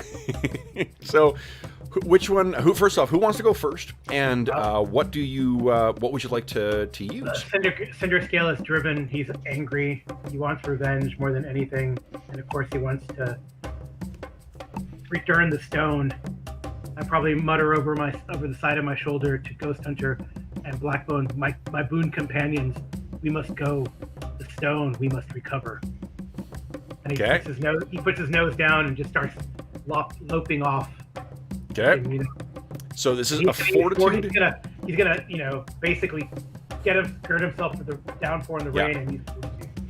That's exactly the way they describe it, is to endure the deluge. So go ahead and give us a Fortitude save, please. All right. Also, you guys get another point, another hero point. I want to call it Astonishing Fortune so badly. So I did get a 15. So you did, yeah. So that is 1 success. So you are one of the way towards us. Who would like to go next? So Cinder Scale's given us the way you went about that too, Carl, with a bit of a narrative flourish as you're getting into the description of what you're doing. Exactly what we want to see. So better. You trained me well. Okay. Ghost Hunter or Blackbone, who would like to go next? You want to go, Arlen?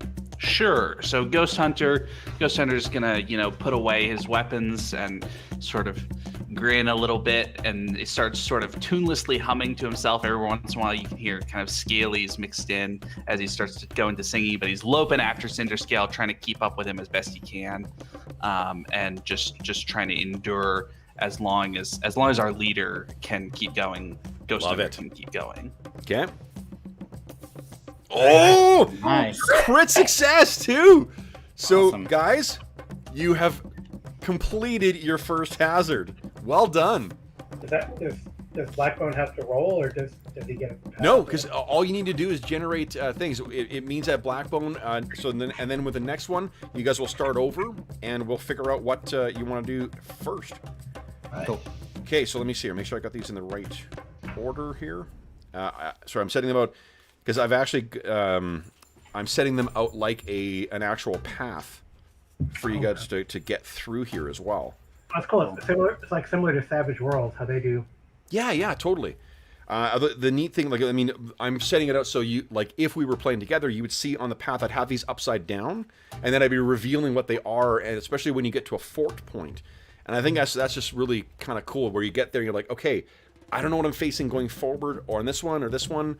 And you could also role play, being like, well, can I make a nature check and see do I remember what I'm facing going forward? What if I go through this area here, what am I going to get to? Is it going to be easier, harder? And then let's see here. And those cards were from first edition Pathfinder, or second? They are from second. It's a second edition chase. Yeah, it was the three. So they released some condition cards and equipment cards as well too. But the three normal size things are crit success deck, the crit fumble deck, and then the chase deck. Okay, cool. I'll show you the what do you call it, the cover to it afterwards. Awesome.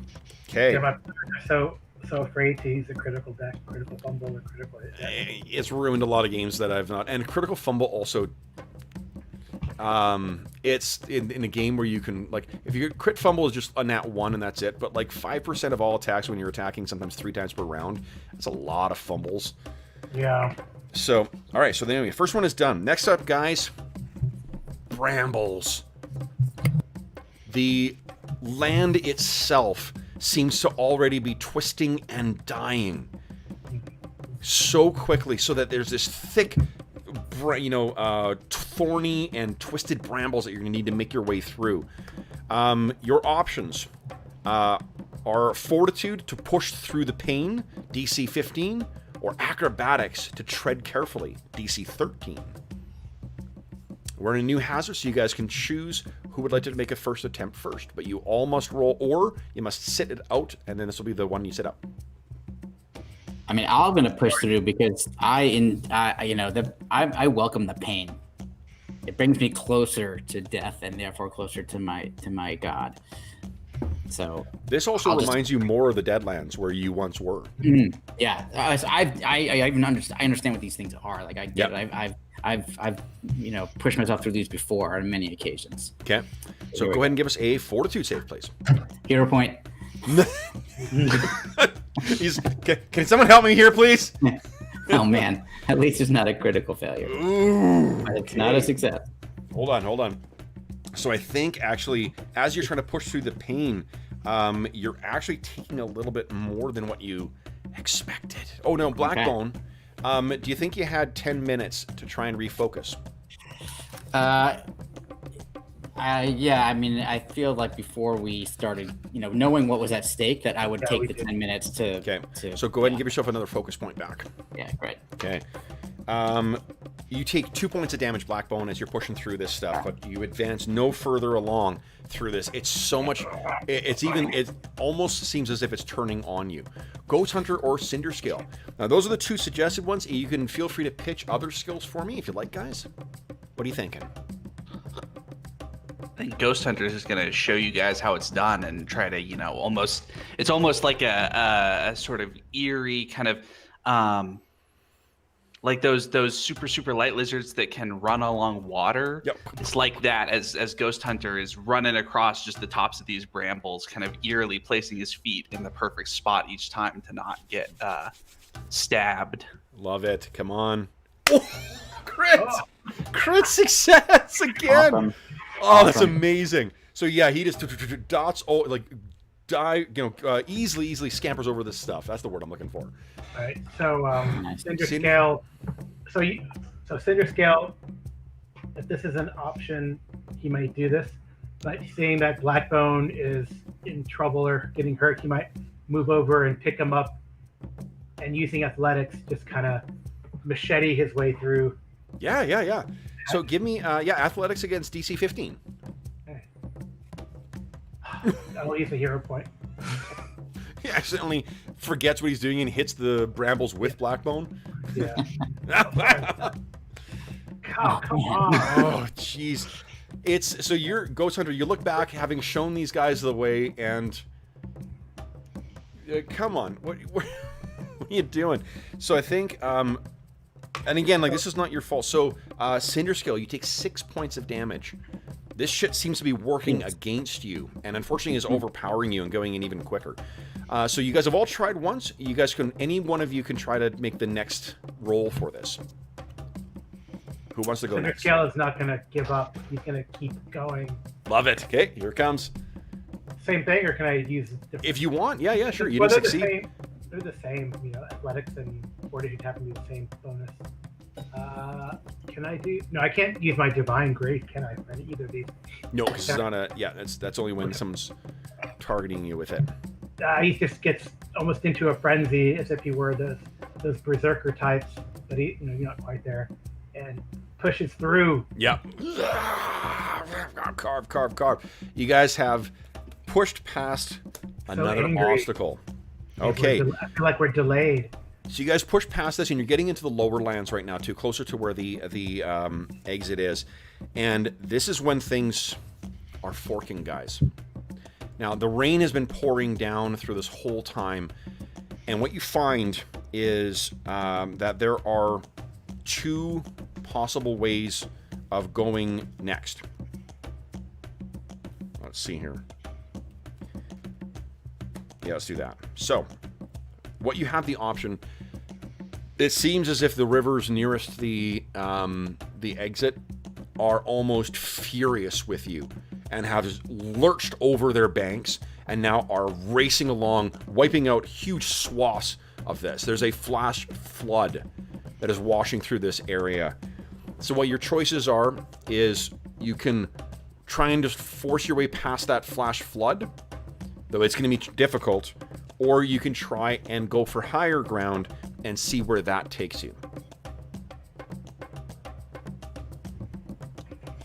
What are you guys thinking? Steve, to give maybe I'll help you decide here. So Cinder Scale is a strong swimmer. Flash so is Flood. Ghost Hunter. So Flash Flood, yeah. Athletics is a skill that you're using. Survival is another one too, to try and avoid the worst of it. The slope would be athletics to find to make your way across, or perception to try and find an easier path. The difficulties, though, one second here, are going to be a little different. So the difficulties with Flash Flood, the athletics is a 20, and the survival is an 18. Whereas the slope is athletics 13, perception 15. Of these two challenges, the slope is the easier one, at least the one you face. Or maybe, so What do you think? Seeing the raging water, Cinder Scale is going to vote for we move to higher ground. Maybe we can see these enemy and approach them from higher ground. So I got one other thing too. Who is not trained in certain nature? I can't remember if all you guys are trained in nature or only some of you. I'm not trained in nature. I'm trained. Okay, go ahead. Because you're actually familiar. I'll give you +2 to the roll 2 Black Bone because this is near your region. Great. Here we go. 15 Okay. total. Okay. So what you know is that the slope will be easy, but then that will get us to the highlands, and some of those passes may have collapsed in this rain. So what is initially going to be an easy thing, getting then through those passes may involve some substantial muscle work to get through it, which could be tricky. Okay.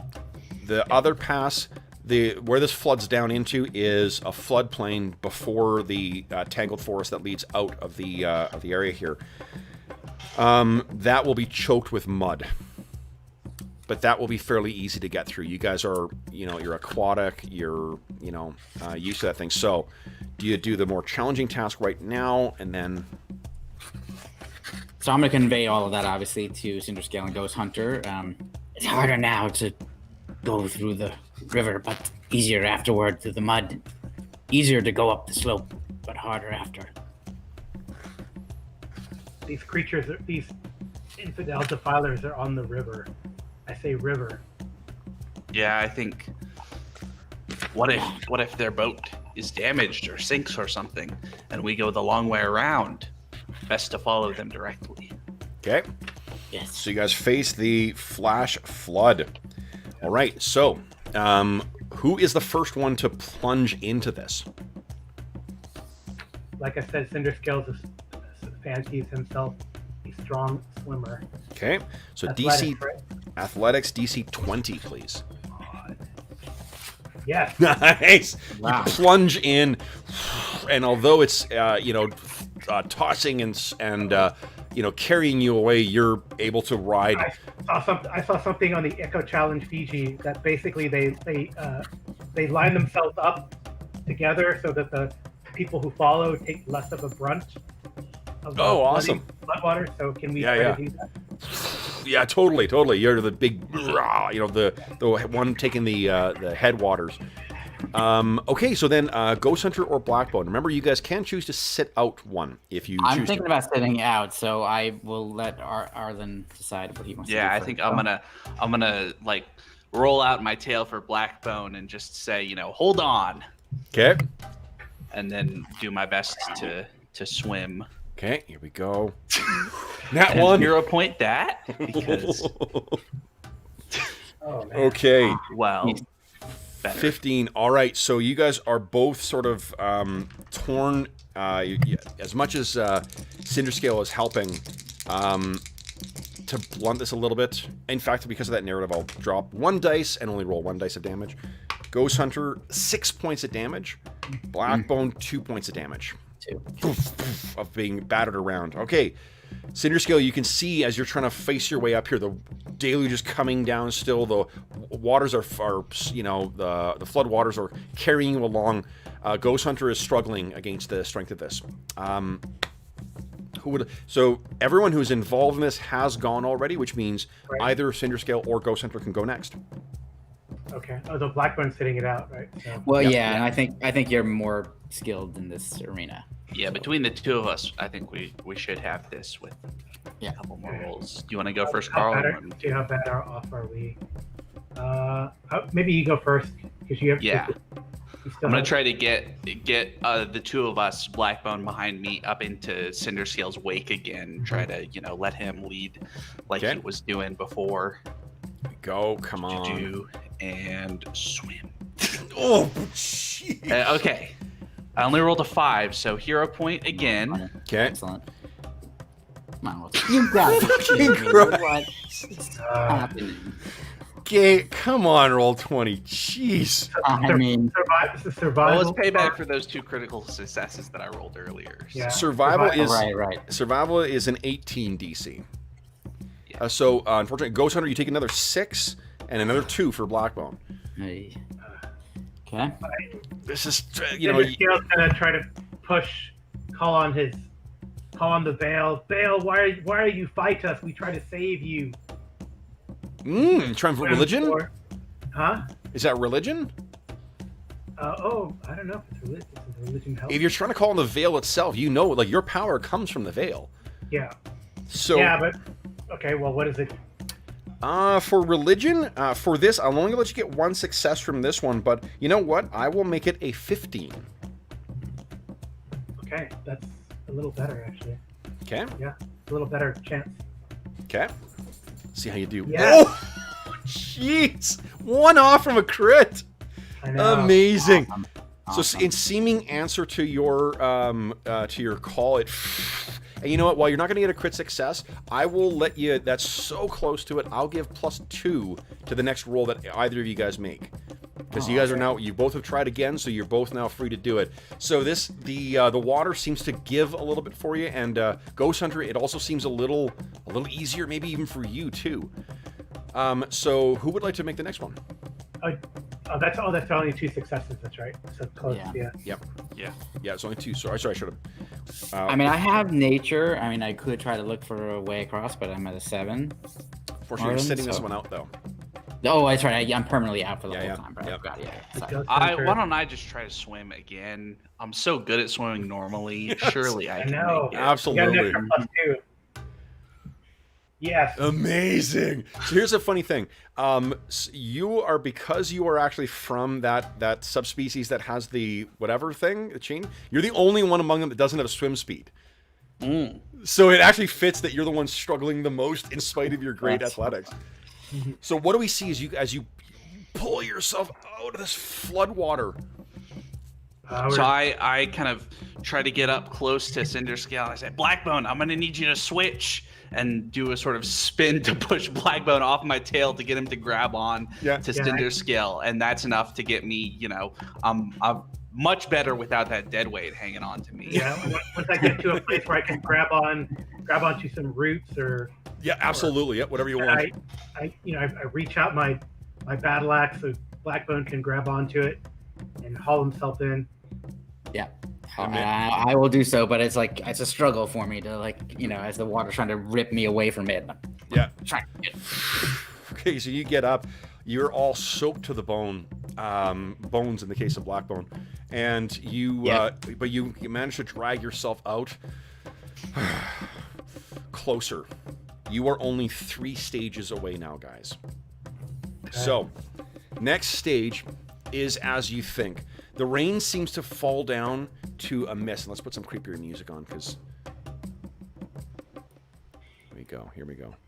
Is this the one?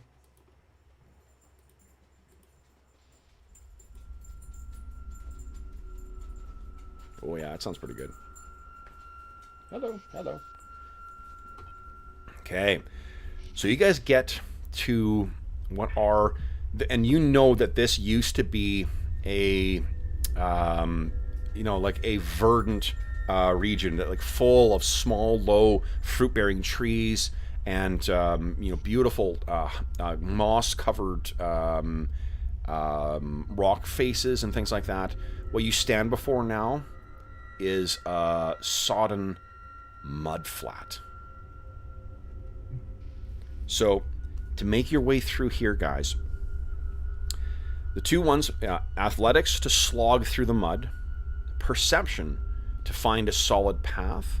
The athletics is a DC 15, perception is a DC 13. And again, if you've got a suggestion for what else you might try, or if you have like spells or shit like that too, you can feel free to, I'm not saying you do necessarily, but if you want to try and get that, that's another way of getting around these challenges. So, yeah. And it's just, there's a bit of a hazy mist down here, so you can't see so far. So I'm wondering if there's a way to use my kind of perceptive abilities, not just to see the best way for me, but to kind of drag my tail along the path or something like that to make it easier for the other guys to follow me. Yeah. So yeah, that's what I'm thinking. Okay. So why don't you give us a perception check? Let's see if you... All right. So it sounds like you're starting off here, so yeah, go ahead. Holy shit, 22. One off from a crit. All right, so nice. Ghost Hunter is, once again, as with those brambles that you guys pass through, he's just kind of like tiptoeing along these things, skittering along, leaving what seems to be a clear path of solid mud. It's strange that his weird, just kind of bulbous eyes seem to spot, almost instinctively the safe areas to go.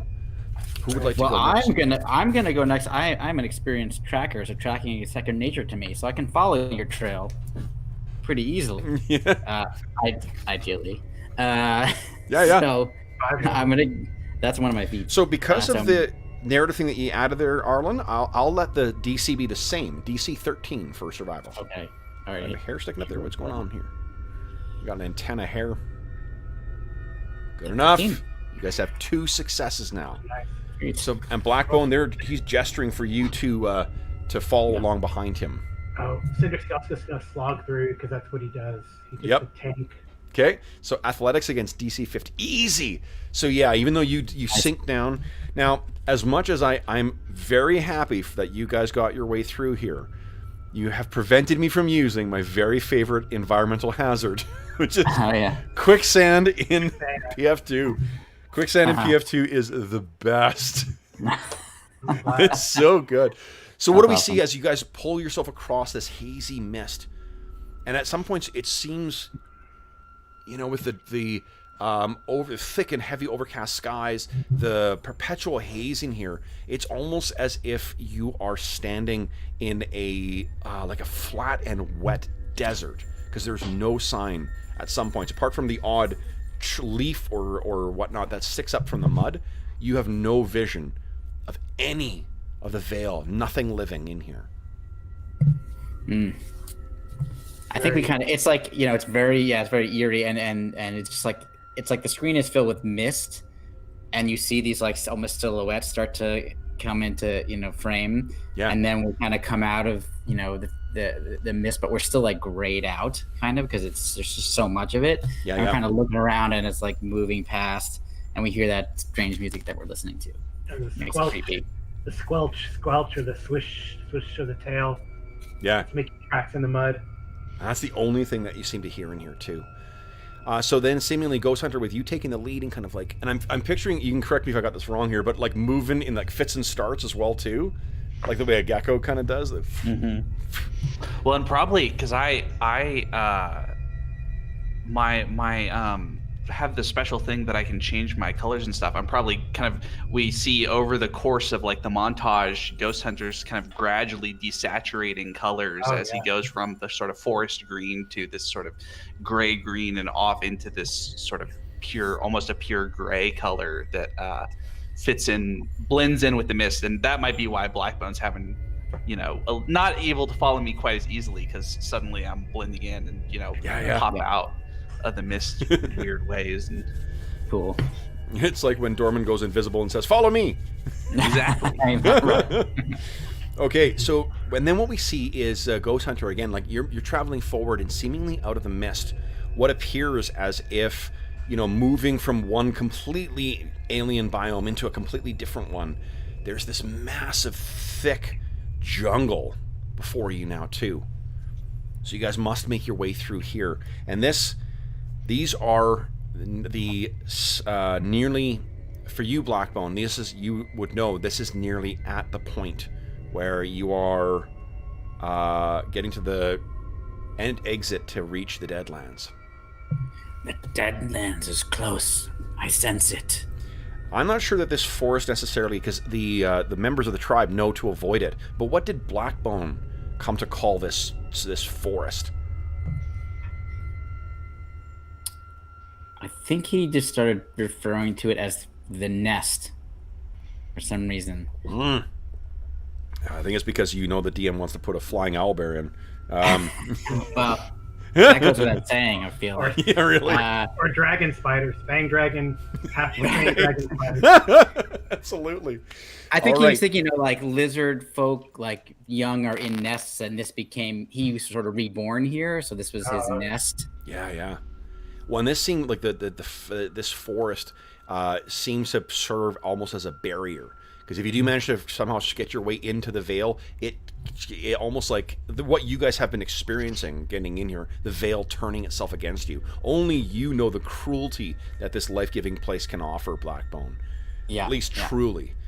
Right. So, guys, to get through here, you need, you can use Perception to find the way, which is tricky because it's DC 17. You can use Survival against DC 13 to try and plot a path. But actually, I think I'm going to bump that up to 15 for Survival because I'm also going to let you use Occultism at DC 13 because there is a secret pattern to this and a method to this tangled mess that I believe Blackbone may have come to learn.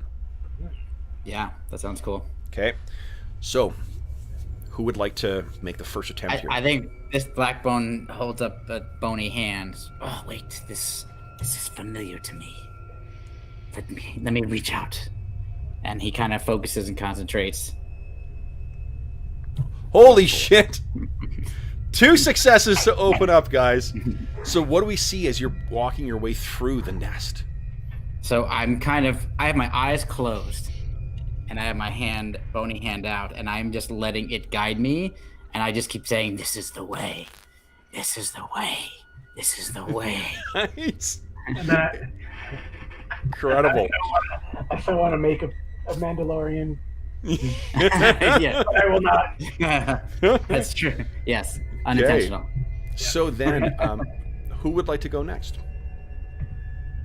I myself was gonna use Survival to make sure I can keep up with Blackbone as he jumps into the forest and races on ahead. Sure. Yeah. So DC 15 for Survival, please. Right. Well, better than 50-50. Yes. Nat 20. Sweet. What do we see as you guys defeat the bizarre terrain in the nest? Does it open up into the Deadlands? Is that It opens up into 2. There is a final option before you. The final option we get is through the tangle of trees and mangrove and of this strange forest, and probably take a pause and look at our options. okay. I feel like we're almost there, my friends. So this is almost it, and this is so. This reflects so much what you remember of the worst part of your childhood, Blackbone. Yeah. So your next options, guys, because you really are. As you're coming out, you find yourself with one terrain feature stretching before you, and then another looming over you on the sides. Your choices are between a horrid bog or rugged cliffs. Now the horrid bog, it'll be a DC 22 athletics to swim through the muck, or a DC 22 nature to mask the stench with herbs and try and make your way through this rotted place, or a survival of 20. The Rugged Cliffs is a DC 20 athletics, so it's a lower athletics DC. It is a DC 22 survival to plot a path, so a harder survival roll. If you can think of anything else for the Rugged Cliffs, I'm open for you to make suggestions as well. I think a nature maybe to try and judge the stable paths, like things that will not lead to like a cul-de-sac or a dead end, and I'd put that at 22 as well. Okay. So, what do you think, guys? Do you brave the horrid bog? One other difference, too, is going to be the consequences of failure. So what do you think, guys? What do you think, Cinderscale? Which way? So cliffs or bog?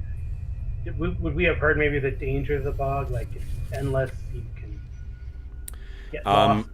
Blackbone can tell you, and I think that while he's describing it, he's probably trembling inadvertently.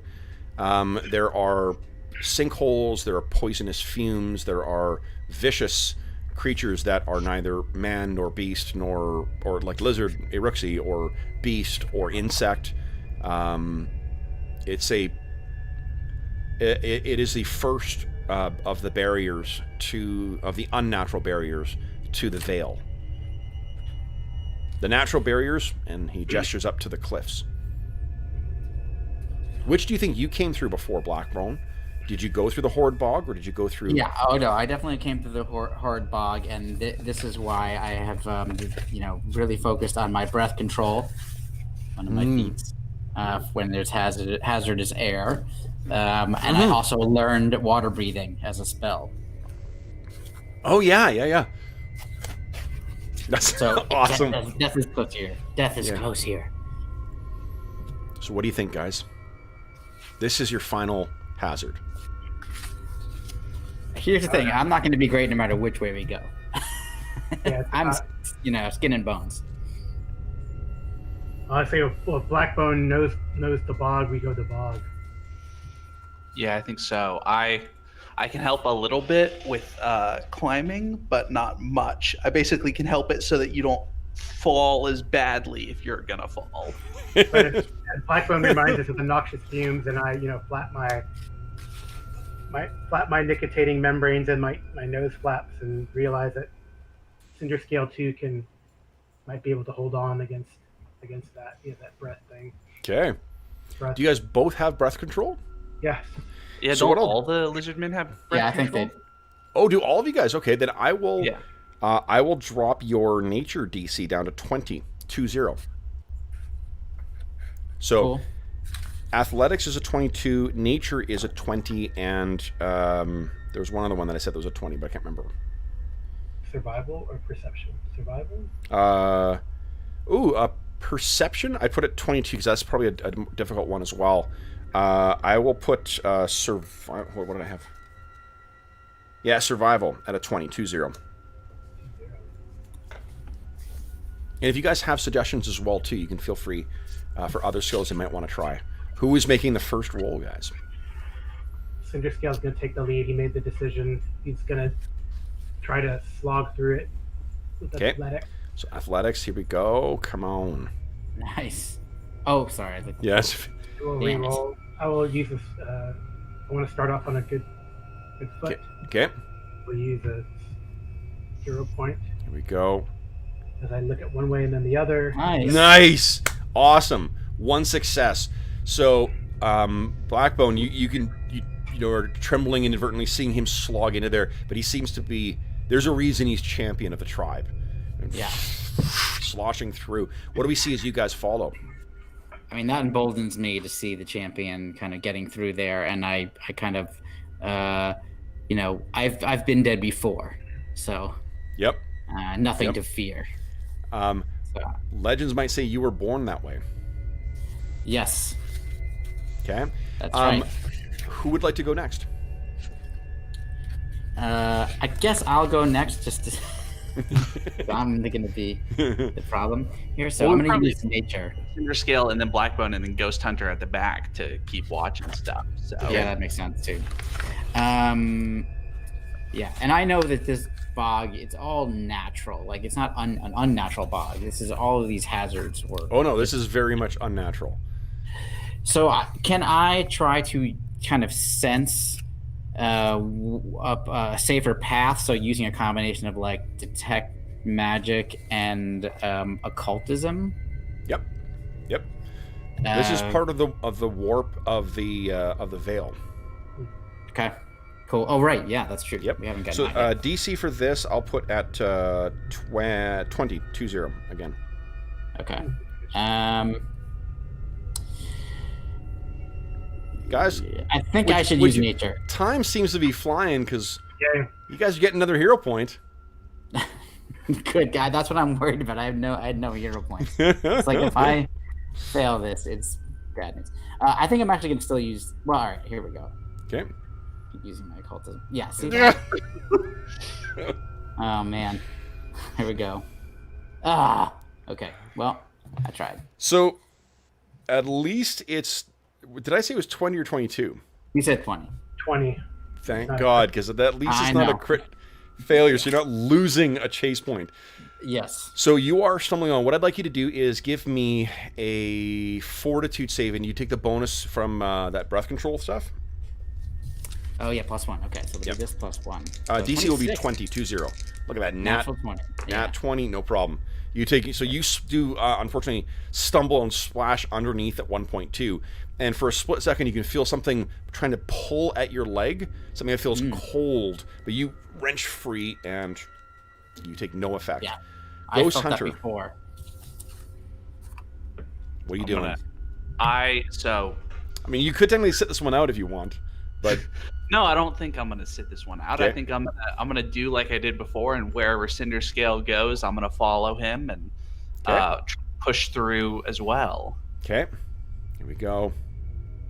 And use my new hero point to, Okay. to roll the same thing. Yeah.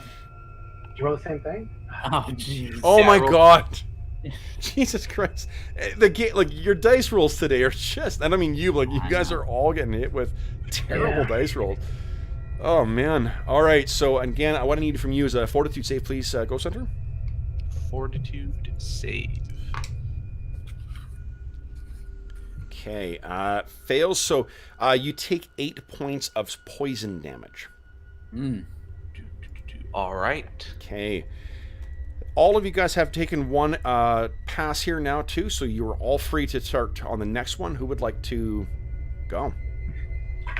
We just gotta move through here. Let's do athletics again. We're Okay. the best option for Cinder Scale by 1 point, but best option. Okay. Here we go. Come on. Come on. Nat 1. I'm re-rolling that. That's not a bad idea. This bog is cursed. It is cursed. There we go. 26. Oh. 2 successes. Awesome. 2 chase points so far. Who would like to go next? I turned Blackbone turned to Ghost Hunter and is like, "Do you want to I'm go?" happy to do it. Okay. Why don't I try once again? Wherever Cinder Scale goes, Yeah. I'm gonna follow him. And you can picture Cinder Scale is just like he's helping you guys out of the water as well too. You're going along through the small little bits when there's places that where the ground suddenly gives out or some dog starts barking crazily, it just gives through, and it's Cinder Scale who continues to be the steady course. When you guys trip and fall, he catches you. So one more. Yes. Nice, Ghost Hunter. Wow. What do we see? So I think Cinder Scale reaches down and kind of yanks Ghost Hunter out of the underwater poisony thing that he had gotten into. And Ghost Hunter just sort of, I know the way, and he sort of seemingly reinvigorated by his leader's help in getting him back. Ghost Hunter just immediately starts kind of pushing through and sticks out his tail for Blackbone to kind of lead the trail through the mud and all that sort of stuff. And we get to sort of higher ground, and see, through the trees and the murk and all that sort of stuff, just the beginnings of the Deadlands. Okay. So as you guys are making your way out, that was awesome, Arlen, too.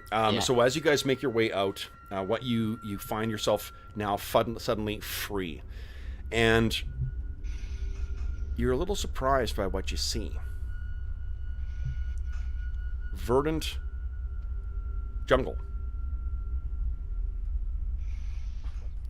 But what you also see is that from the high point where you are, it leads down. You seem to be very close to the tree line, so the jungle doesn't continue much further up. You can picture like a Peruvian jungle kind of thing. But deep down, you see, moving its way along, the largest tendril of water you've ever seen. The largest ship you've ever seen. The one, in fact, Cinder Scale, from your vision. And though it is far off, you can see almost like black beetles. There are armored things moving their way across. You guys can see your prey. Now, before you go in pursuit, you guys can feel free to treat wounds. Yeah, it's a very good idea. Yeah, I'm gonna do that for sure. Okay. So who would like to make the treat wounds check? Who's got medicine trained? I do. Am I able to use the lay on hands and then get the focus back? I'll let you. Yes, once. Yep, absolutely. Yeah, I haven't done it since the combat. So while he's doing that, I'll work on Ghost Hunter. Okay. Yeah, I was gonna work on Ghost Hunter first. Well, Okay, go ahead. You're down 6, right? You're down 6. Okay. Yeah, I did Ghost Hunter first. Well, you can. So your lay on hands, you can use it, and then you can refocus, but then you can't use it again unless you. Until we fight. Until they'll fight. Yeah. Yeah. Well, I could do 6 on Ghost Hunter and 6 on Blackbone. And then Blackbone's totally good. Sure. Yeah. Let's do that. Yep. So you join hands with each of them, and then. Yeah. Okay, 6, Carl? 6 each. Yes. Cool. And then I'll use medicine on Ghost Hunter and try to bind his wounds. Okay. Not 20. I mean 20. Nice. So 2d8. I'll let you roll it, Arlen, because... yeah. 4. So, well, you're at 30 now, so that's Yeah. moving in the right direction. You gonna treat Cinder Scale as well? Yes. I know we need to give you more healing, Ghost Hunter, and I do have some healing potions myself. I've got a bunch of healing potions. You do? Okay, cool. Yeah. All right, here we go. 21. Nice. Let's go. 2d8, you said? Yeah, 2d8. So I'm stitching you back together. Apparently, I'm not doing a great job today. A little off. Your wrist is attached to your forehead, right? Yeah, exactly. All right. All right, I'm going to use one of the big ones. Okay. For Holy way more than I smokes. needed, but that's okay because I wanted to be full. Yep. Yeah. And then, so I'm 12 down. Yeah, maybe I should use the big one, huh? Just have the little ones for just in case. Or 2 little ones, that's 2d8, right? And a big one. Yeah, and I've got a big one and 3 little ones that I can help you out with. I'll during use the a fight, little. too. I'll start with the little one. Okay. 8. There we go. Nice. Nice. Really well. Okay. Okay, so I think I'm good for now. Okay. So I guess the last thing you guys will do before you go out is Cinder Scale once again refocusing and praying to the veil or tapping into the veil. You're at the very edge of it, so you can almost barely hear its voice, as it were. What do we see there, Cinder Scale? Cinder Scale's gonna meditate there on the high ground. Let's try to refocus on the egg or the Genesis stone, and trying to, making sure he feels that it's there, focusing on revenge for all the fallen, praying for their souls. Yep. And we're gonna kill that boat. Okay. While that's happening too, I think Blackbone, you're beginning to hear the whispers of Iruxi, the outcasts, saying, "Let them die, let them die." The last time you heard this was when you were a child. You thought you would have dreamed it, maybe. But yeah, it seems like there are unquiet spirits out here from those abandoned like you.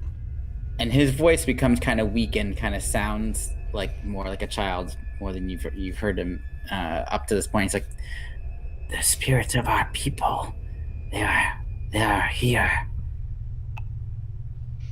Bad things, ill omens. We must act quickly before it is too late. Yep. Okay. So, we cue the montage of you guys, racing through the forest, Ghost Hunter darting and zipping along, agilely through the different, twisting leaves and stones, Cinderscale smashing his way through them, and Blackbone just awkwardly, but still, at a steady pace, running along, the bones rattling behind him. Guys, let me show you what the ship looks like and who is on them, and then you guys can plan how you wish to affect your assault. Now, let me see here. Grab your tokens here.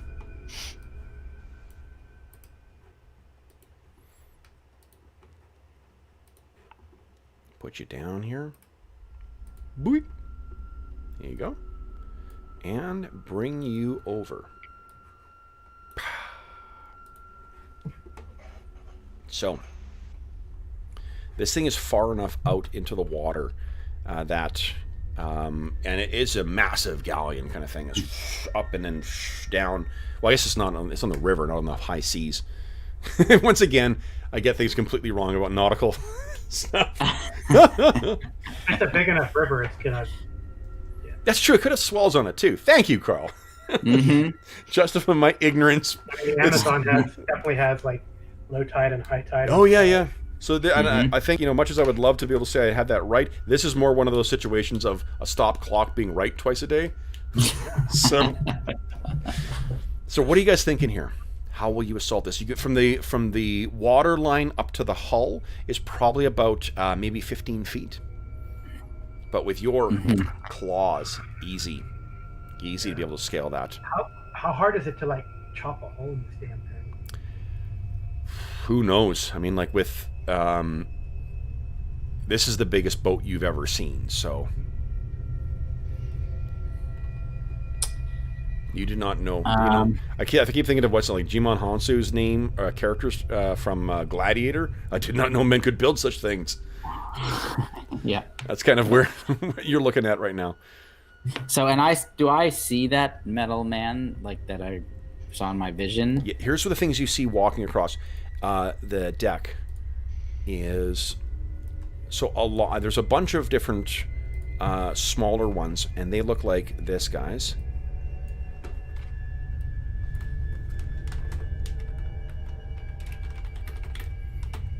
Okay. Now, not identically, like they're not clones, but this will give you an idea of what most of the sort of rank and file look like. Okay. And you can see one or two of them have their masks off. They're sort of wiping their faces because of how hot it is. There are two other figures, though, that do stand out. And they look... Let's see here. First one. Like this.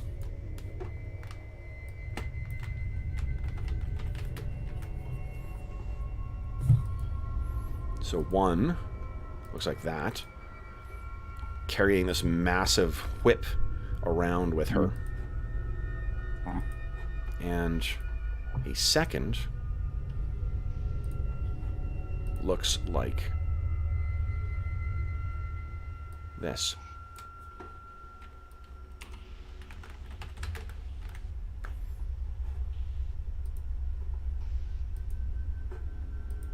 Now this one, the chains are not outstretched like that. The balls seem to be right at like where the wrist is. So they're not being like twisting and whatever else around. They are on there, but they can extend out. Okay. And I think you guys can see the health bars on the two that... Yeah. Okay, yeah. And we don't see any signs of the stone, right? Cinder scale, it's within that thing. You can feel it. And it's solid. It's not like there's like glass or windows on the back? No, you can see no. I don't know. It'd be nice to try to disrupt the boat. Like, if we can't hack through it, then destroy the rudder, cause some problems. Mm-hmm. Would you know what a rudder is? The big oar on the back of the ship. The thing is, I don't know if you would know what the purpose of that was, right? Because you're coming from effectively like a Stone Age technology thing. There's probably, I mean, we could probably see that there's somebody like on the wheel or something, right? And could tell that they're at a... But would you have a wheel? Would you understand what a wheel is? No, but what I'm saying is we could tell that that person is in a place of importance. Yes. Oh, definitely. Yeah, So yeah. we There's know someone... that if we killed that one, that might disrupt the flow of the ship or the way. Well, the thing you don't, the like one thing you don't know from it though is what they're like. The two who look the most important right now are those two that I pointed out. Everyone else, seems to be milling about the ship doing other types of things. And there is a massive set of fabric that's blowing out, seemingly dragging these things along. Mm-hmm. Well, maybe we try to swim up to from the back and work our way forward. I guess we can try to focus on this guy. I think at least two of you can go underwater as well, too, right? Because you can hold. Do all of you guys have the hold breath thing? Mm-hmm. Yeah. So the way, I think so. And I think it's the way they changed it with between the playtest and their final version. Let me just double check what it is, but I remember loving it during the playtest because you kind of had like a budget of what you could hold, and then every action you took, it depleted it. So it interfaced neatly with... 25 times as long as usual before suffocating. Yeah. So I'm trying to find what that length of time is. Maybe. Let's see, is it breathing? Let's see here, breathe. Looking for hold breath. I looked up almost every other thing I needed to know before the session and forgot about holding breath.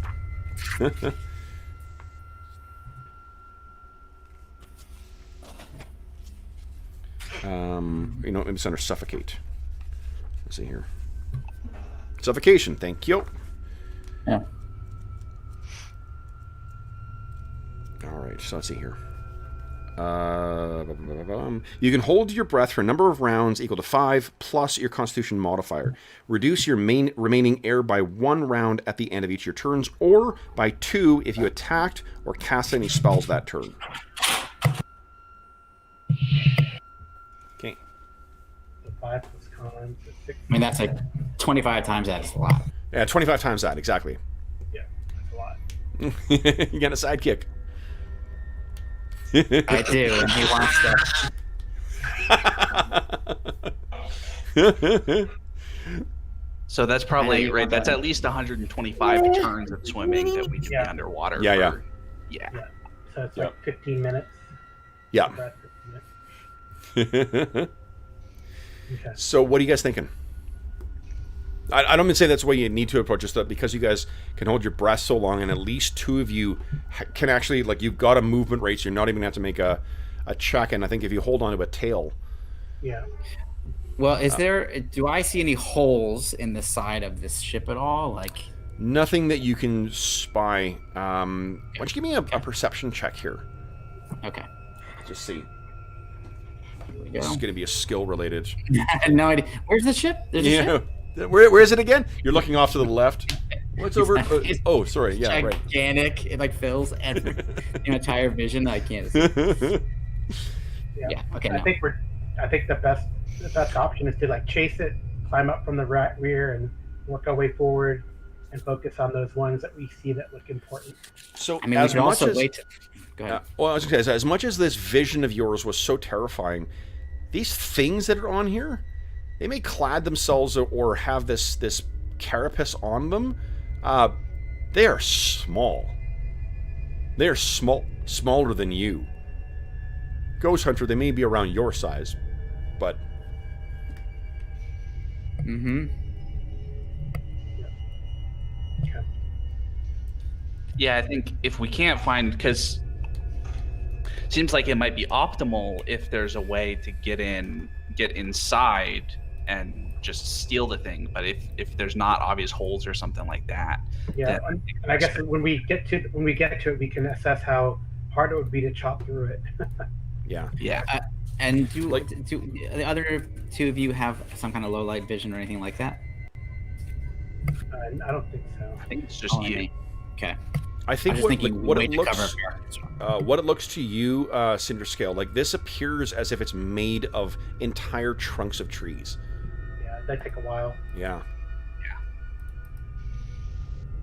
So let's just let's do it. Do it like they taught us as I guess I don't know if it'd be tadpoles, but I don't know if they call it young lizard folk.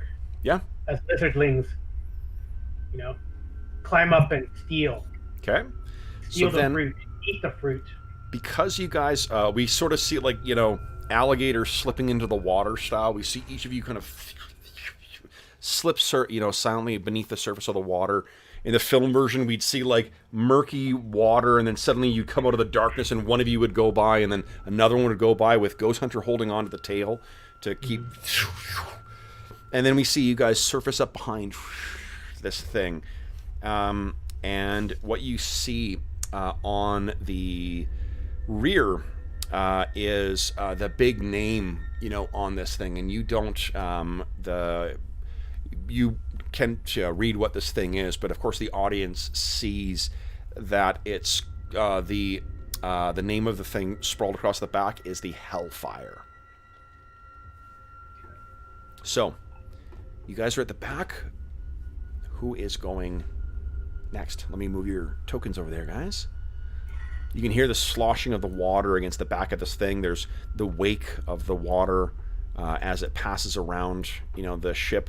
But each of you now have your claws sunk into the side of the ship. You have your holds, and you can feel this. Like these are massive timbers, Cinder Scale. It would take you hours to get to kind of chop your way through this.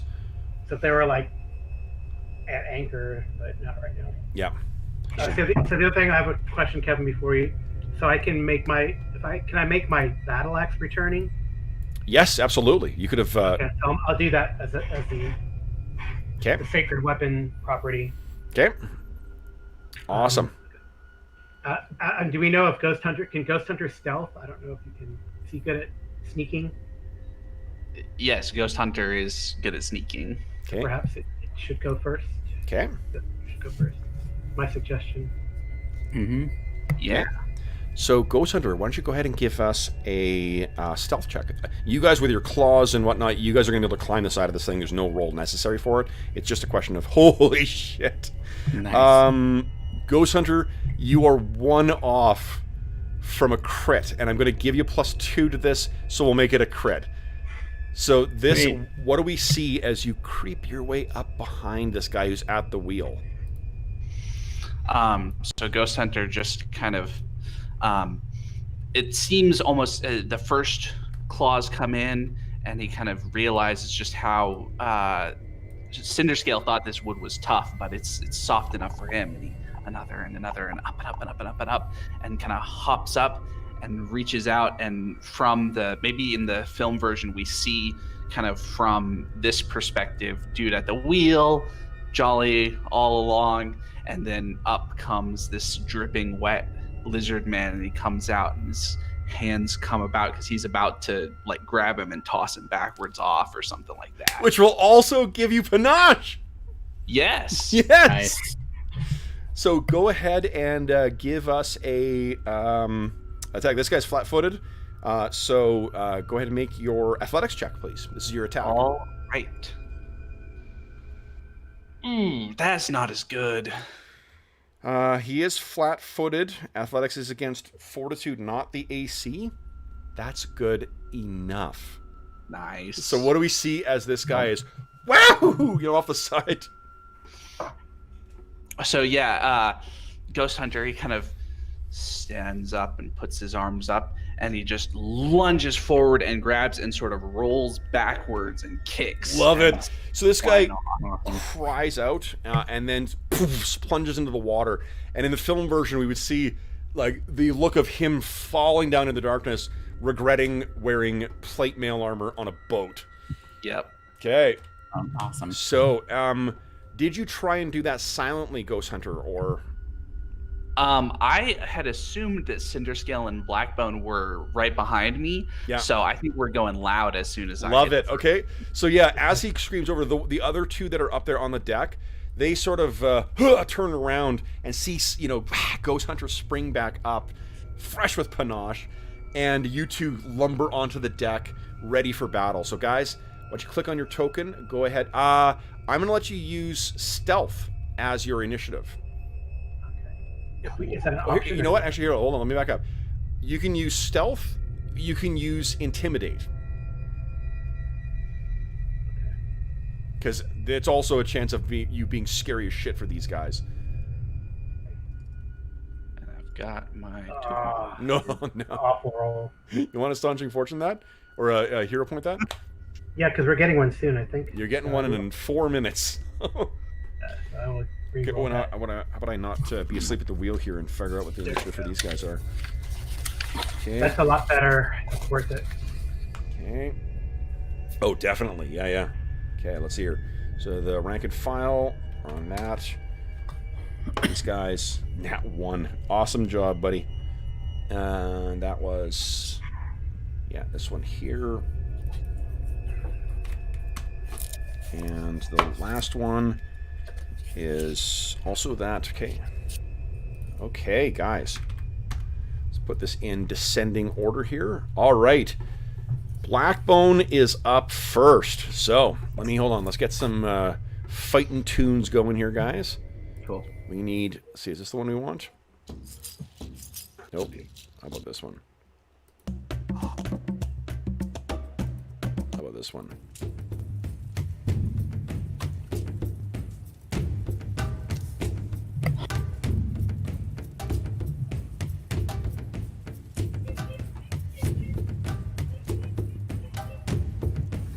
It's weird when you play two of the songs at once because they're often to the same tempo. So, all right, guys, what are we doing here? Okay, so Blackbone is standing in the back of the vessel there, and he raises his arms like this, and he's got his like dangling charms and totems, and he's shaking them, and he's in Uruxi. He's saying, "I summon forth the dead to destroy the living." And out of the water comes a level 2 undead creature of some kind. I don't know. So here we go. Let me go to your... I'm using undead in a 3rd level slot. Yep. Awesome. Okay, so you know what? Maybe it's that drowned guy. Could be, totally. Okay, where did I put him? All right, he figures a bunch of things have probably died in this river, so... Yeah.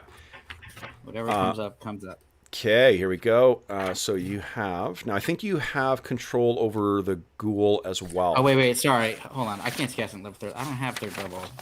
I'm casting in the 2nd level slot. 2nd level spell. Yeah, that's what I figured. Yeah, I gave you level 1 creature. Yeah. Minions that are equal to the levels you can cast. So, let's see here. Okay. All right. So, whoopsies. Top here. Boom. Hold on. Okay, so he drags out. Now, is 3-action spell, so that was everything I could do. Okay, excellent. Next up is the one with the whip. Okay, so whip is going to run. Let's see here. Okay, so 1, 2, 3, 4, 5 is 1 action. 1, 2, 3, 4, 5. And I'm going to assume it needed 1 action to sort of figure out what was going on. So that's it for Mrs. Whip. Next up is Cinderscale. What do you do in Cinderscale? Cinderscale is going to move forward. Yeah, it works.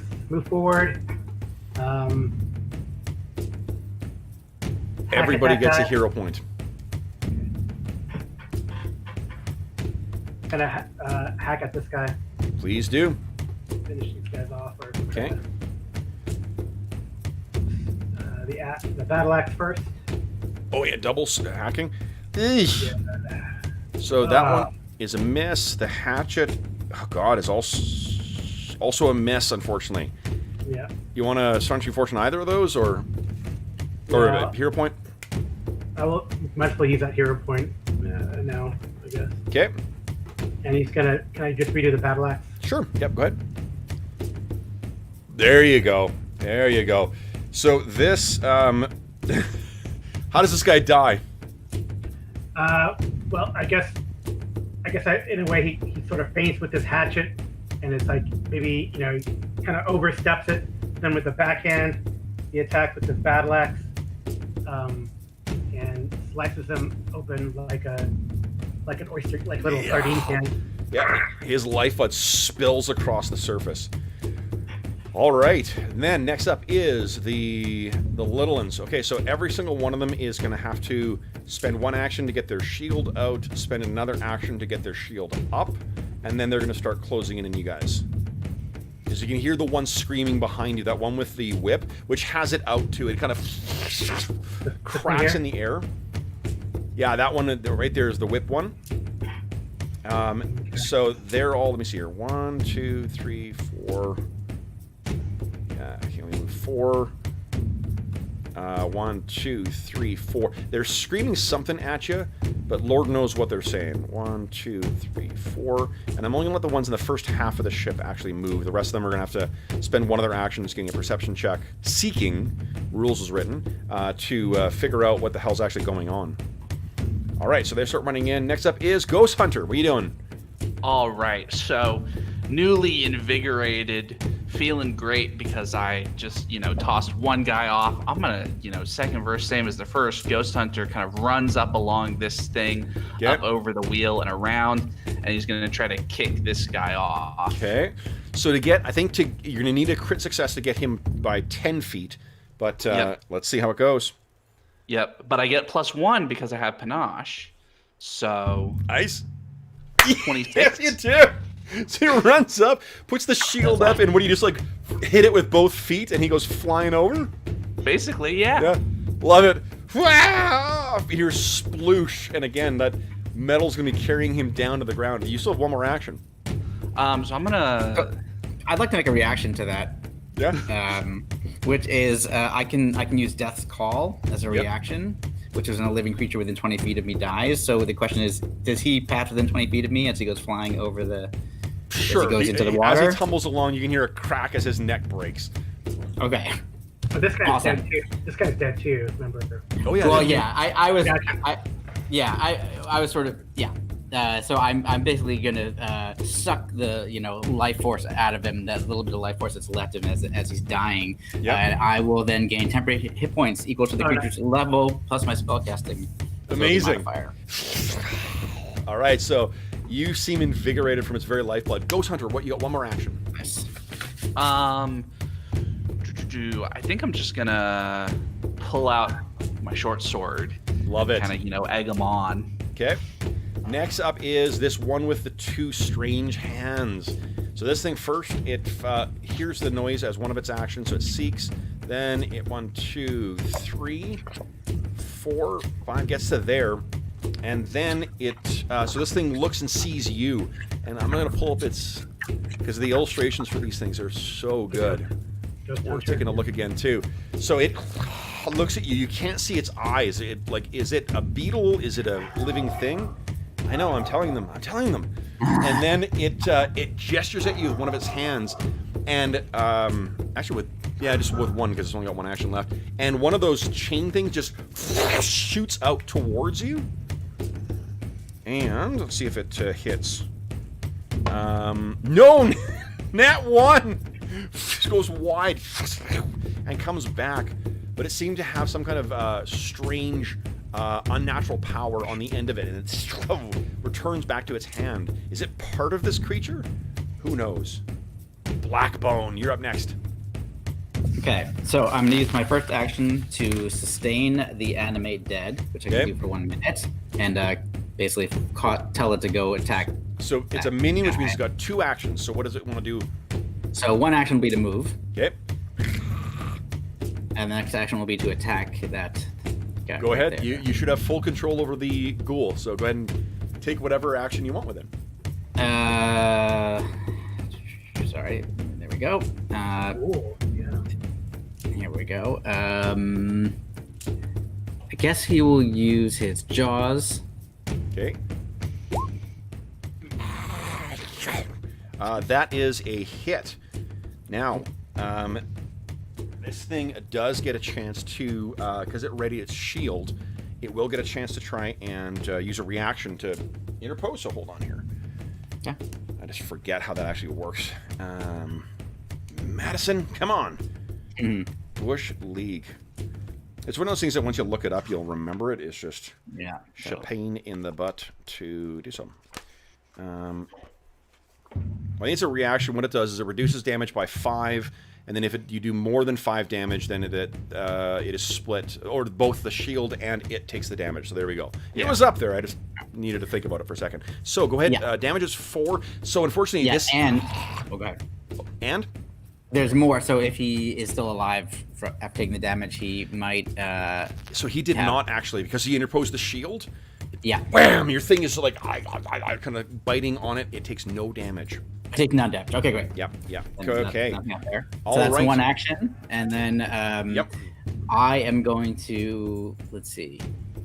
He's that far away from me.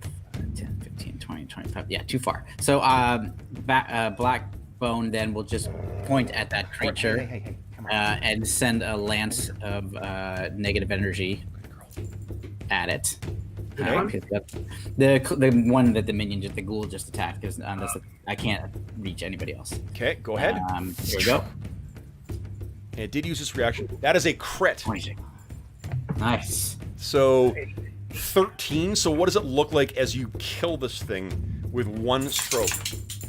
So I see my ghoul doesn't kill it, and it's putting up a fight, and then I get angry, and I just turn my hand towards him, and this energy comes flying out, and hits him, and sort of like enwraps him, and then causes his entire body to decay instantly. Nice. You know, what do you call it? Last Crusade style. Exactly. Grab him and go, as he's aging. All right. Boom. He is dead. That's it for me. That was my other two actions. All right, so let's do. Oh, the lady with the whip. So she moves up here. 1, 2, 3, 4. Okay, honey. Yes, I know. She gets so excited in the fight scenes. My goodness. All right, so that's one move, and then because it's got reach, she and let's spare a look, dear viewer, at the horror that is Raider number 1. Okay, so again, pulls that bullwhip back and cracks forward at you, Cinderscale. Let's see here. That is, oh mama, a 28. So that is a hit. Yep. But not a crit though, so that's great. And you take 5 points of slashing damage as this thing rakes across your back. And I think that's all I could do, because I had to do 2 moves to get up to there. So Raider 1 is done. Cinderscale, you're up next. What are you doing? Cinderscale's going to move up. Yeah. Cinderscale's going to move up. That's one action. Okay. And now it's going to use a double strike. Yeah. 24. 24 is a hit, not a crit. And a hit, not a crit. Amazing. 94 damage. That would have been great. I know. So 14 points of damage, or minimum. Okay, so that is, 14 is pretty awesome. All right. Look at this. Boom.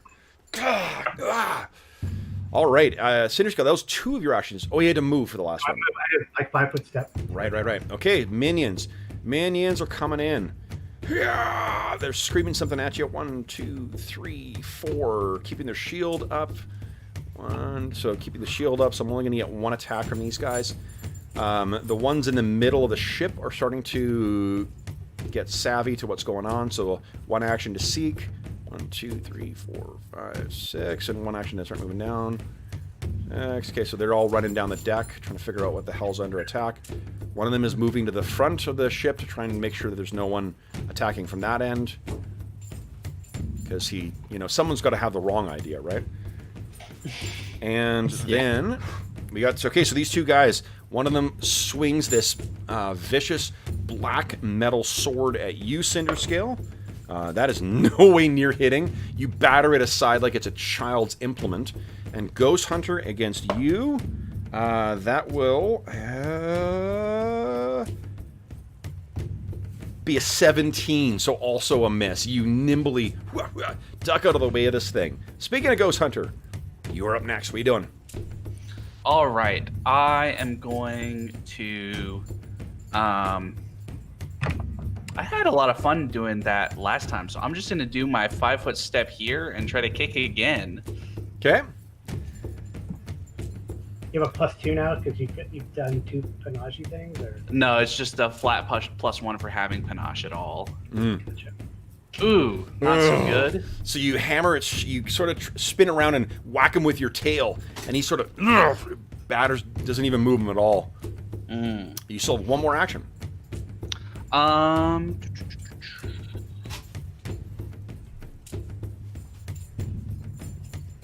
Let's do it again. Just try. Okay. Why not? I mean, you could also do your, what do you call it? That's a 19 now? Let's see here. Oh, yeah, that's -5, so 19. Yeah. 19 is good enough to push him. You knock him back 5 feet. Yep. He kind of stutter steps back to the edge, catches his hand on it, and then brings his sword back up towards you. Next up is this guy again. So you've freed yourself up. So again, she brings both towards you. Okay. Gotta say, those Forgotten Realms dice that I picked up, incredibly satisfying rolling them both at the same time. They're so noisy. Like, listen to them. All right. So the first attack, one goes past you, another goes past you. She's upside down making noise at the beanbag chair. It's not even at me right now. That's awesome. She enjoys the fights as much as I do, it seems. All right, and then the final one, Nat 20, which is a dragon symbol. Okay, so critical hit on you. That means you lose your head. No, that's not right. Oh, wow. This is a vicious or a deadly weapon, though. So you take, let's see here, this plus that, plus double that. Okay, so that is 14 points of damage from that final one. It seems as if she's been waiting to get the strike on you, and then they return back to her whatever chamber is housing that chain on the other end. Blackbone, your turn. What are you doing? First, I am using an action to sustain my animate dead. Yeah. So that's round 2 of that. I'm just keeping track. And so the undead creature jumps to here, which is one of its capabilities. Yeah. And it's too stupid to really understand when to attack, so it's just going to attack the one due north of it right there. Yep. And here we go with its Jaws attack. No. And it's keeping it at a distance. Then you have 2 actions. What are you doing? Yes, so I'm using my 2 actions to target this one west of Ghost Hunter. Okay. With the same Divine Lance for now. So on negative energy 22. flying out. That's a big hit, and that is enough to kill him outright. Cool. So he also ages instantly. Falls down, coughing apparently.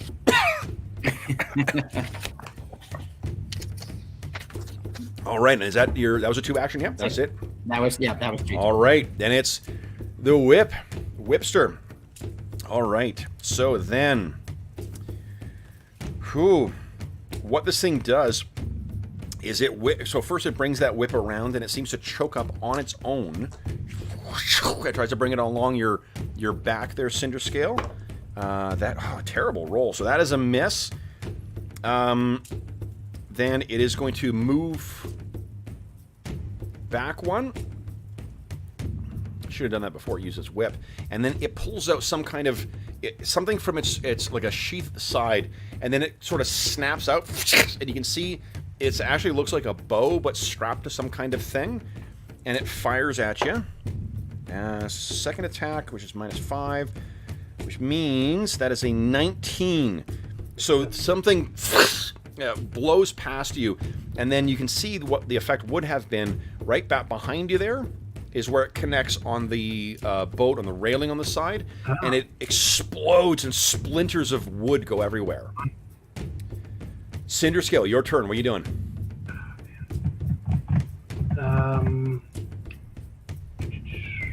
Cinder Scale is going to... That just closed. That one is the ghoul's doing that one, so... Okay. Not liking that strange magic that the whip person did. Cinder Scale moves up. Yep. And double strikes. Okay. 27. Oh! Crit. So that 84 on nice, that. and a crit on the second one. Oh, Yeah, Look at that. let's just double that to 14 instead. Amazing. 84. Oh my god. Awesome. Okay, so let's see here. That is the first one is a big hit. It's not a crit, but still. So you're gonna kill her with the second one. So you do 84 points of damage. What do we see? So I just like that. I was like unnerved by that strange magic wand or whatever. Yep. And then, but I move forward and I just like stretch up and come straight down and it just kind of Yeah. like I feel my blades like meet somewhere underneath this creature's sternum inside it. And she's just Right, carried yeah. right to the ground with it too, like slammed to the ground like a rag doll. Her feet give out, and you bring them up covered in gore. And I roar at that. I probably, it doesn't have any effect because I can't do any actions, but I roar at that one. I am fine with you. It's either I'm going to make a will save against your intimidate DC, or you make a DC check against his will, and that sounds like a lot. I move though. I don't have any more actions. I don't really care. That sounds like a much cooler way you roll on it. So go ahead and give me a intimidate roll. Okay. Nat 1. Spitting out the broken teeth from earlier. Yeah, exactly. Yeah. Rawr, rawr. All right. I end up spitting out blood instead. Okay, so next up is this guy, and apparently you haven't intimidated him, so one action keeping that shield up, and then he's going to try and hack that ghoul that keeps trying to eat him first. That is a 20, so that's a hit, I think, on the ghoul. Is that right? I think that's right. AC. What the heck is AC? You know what, let me give you a...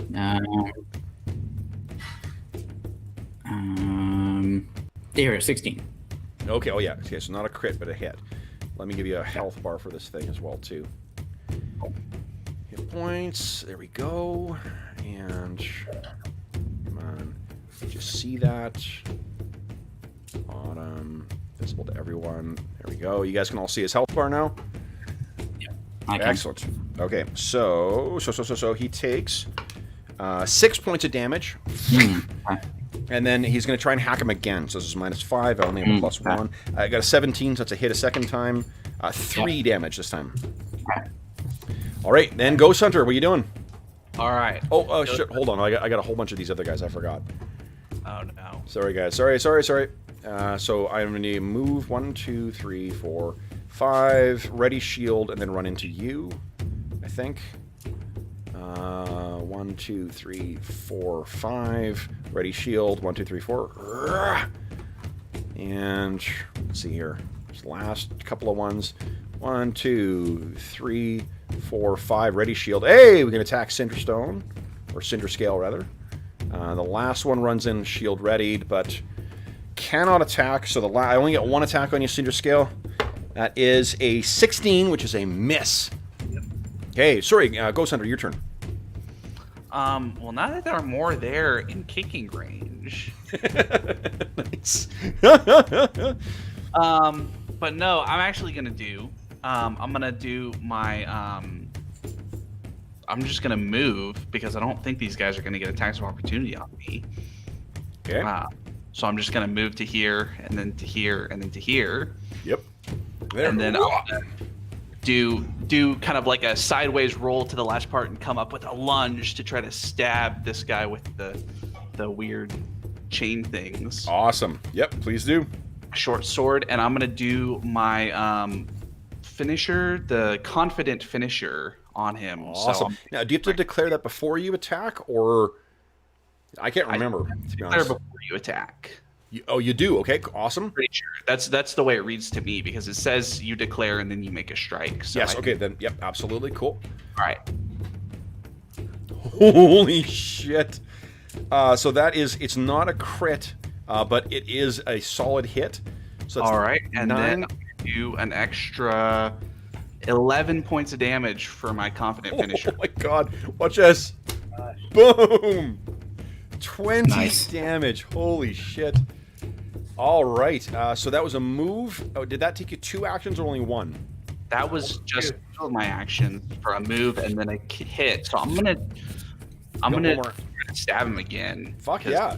it's fun. Cool. Okay, That's a sneak attack. Cool. Oh, nice. and that's a hit. Nice. Boom. So you follow up with that massive. What do you think the precise? Is it exactly like you say? You just sort of like tumble and roll up and then stab this thing. Roll up and then come out of it with a lunge, and then as it's on the back foot, I kind of slash him across the face again, and all the time singing "Scaly's back for vengeance, Scaly's back to kill you." So it's just this weird trilling sound that they understand because they don't understand Rooksie, of course. I don't understand, but All right, and sound your of adversary. singing. I love that you guys have picked your adversaries to be like right after you as well too. It just worked out that way in the initiative order. All right, so this thing is going to first try and whack you with one of these things. That is a 21, which I think is All right, just I can use my reaction to agile dodge. nice. Plus 2 AC. And my AC is now 22. That's awesome. So it is like, what do you call it, Matrix style of you bending over backwards, and this thing shoots out, returns to its housing. It makes the second attack. Nat 1 is not going to do it. And then it's going to try its third attack on you. This is a -10. A Nat 1 again. So it's swinging around Nice. wide. Give me a D20 roll, Arlen. Just want to see something. Okay. You see as she swings wildly at you, like, I don't want to use fumble rules because I think they're, they get a little tiresome, but 2 back-to-back fumbles really calls for something. She whacks one of the ones over here, and it goes flying over the edge. Whaff! As she's trying to take you down. Then Awesome. it is Blackbone. What are you doing? Okay, so he commands the minion to attack, so that's going to be the first thing that happens. Okay. Jaws. Come on. Yeah, that's a solid hit. It's gonna react though and get the shield up. Okay, that's fine. Okay. And then he kind of moves his hand as a gesture to jump. Yep. And so this thing can jump. But let me double check the distance. Swift leap. I don't know, only half its speed. So, but that's fine. 5, 10, 15. So it's gonna jump to the other side. 5, 10, 15. Yep. To help Cinder Scale there with the Awesome. flanking. Hunch on the That's- side of the railing. Yeah, so it's kind of sitting there, and then I see this other guy encased in metal coming toward me, so I'm going to try to use the Divine Lance against him. Okay. Dang. Holy 5. smokes. Yeah, that's a hit, and that is enough to kill him. Awesome. So- So he withers and dies. Ah! Amazing. Okay. And then Cinder Scale. What are you doing? Yeah, I was gonna attack this guy first, who put his shield up. So I'm gonna just get attack. I wanted to help my buddy Ghost Hunter, but well. Yeah. 15. Oh, narrow miss.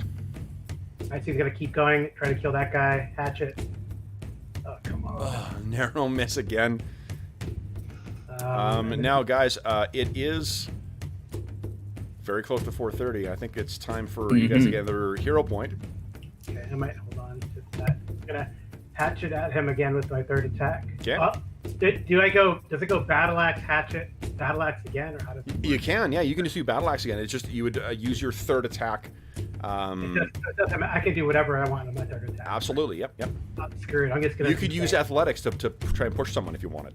No, I was gonna try to bite this guy's head off. Okay. but it does not. Oh no. All right, so everyone's got a point or a hero point back. Yeah.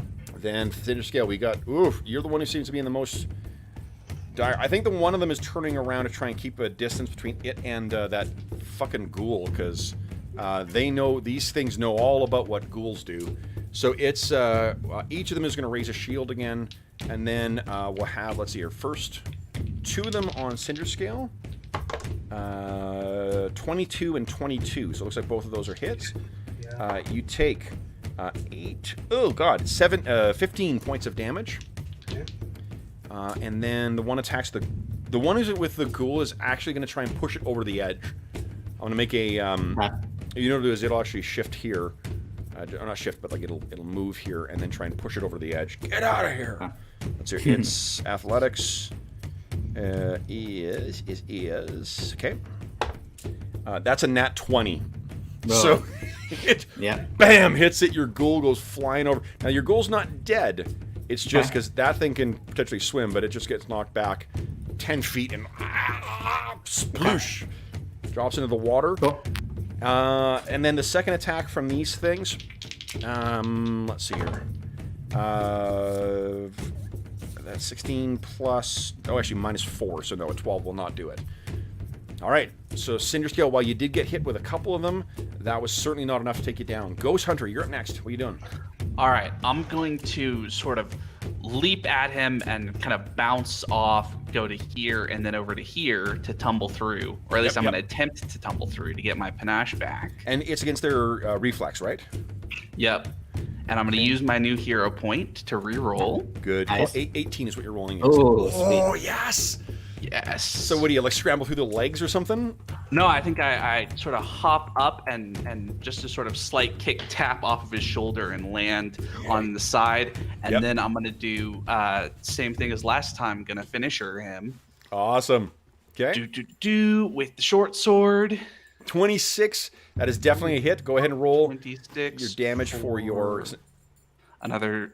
So 10 total damage. What does it look like as this thing dies? So I sort of tap off him, land, take my feet for a second, and then just kind of swipe down through one knee and cut it off. Probably not actually cut off the leg because it's in like plate armor and stuff, but cut down into it and, you know, pull him down to the ground and kind of finish him off with a stab. Yeah. Okay. Then Anna, okay, get your ball. Sorry, Anna. I can see her. She's pushing one of her balls into. Yes, hello, sweetie. Into the stack of books, and that generally ends with her destroying whatever it's buried under instead of playing with her ball. So, right. I goofball. Yeah. Okay. All right. So then it is. I've got one more. Oh yeah. What are you doing for your last action? So I'm gonna run over here and get ready to kick this guy off. Okay. That's awesome. And you sort of pogo or like, you know, parkour between the cabin and the mast there. Mm-hmm. Okay. Blackbone, what are you doing? So, it seems like mathematically, so the water level is 15 feet below the deck, correct? So, if there's something that can affect 20 feet from where I am, does that mean it would, in every direction, would that get these two but not guys? Your allies? Yep. Yeah, okay, great. So what Blackbone does is he sees his minion go off the boat, and he says, I'm done with you. I'm taking your life force back, and he tears the life force out of the minion, which causes it to explode. Yes. Here it is right here. Final sacrifice. What? Okay, so they can't survive with a successful one, so what are they consumed by? Flames burst out in every direction. A la, since we already used Last Crusade, I'm going to say Raiders of the Lost Ark, like out of the Ark, and like go through them and burn them as the minion explodes. Incredible. Okay, so then that was all 3 actions. That was all 3 actions? Okay. Yep. Okay, then Cinder Scale. There's 1 remaining. What are you doing? We're gonna finish him. Or actually, he did you tell us about that big leader guy, Blackbone? Yeah, I mean, I look. I metal stare him man. down. I stare him down. Well, I don't know. Yeah, see, you guys would only speak Uruksi, so you would have. Yeah. Yeah. Yeah. So Rah, rah, rah, rah, rah, rah, rah, rah, rah, rah. I guess I try to do like the demoralizing thing. That's one action, I guess, right? Okay. Intimidation. Okay. Yeah. Oh wow. Nat 20. Nice.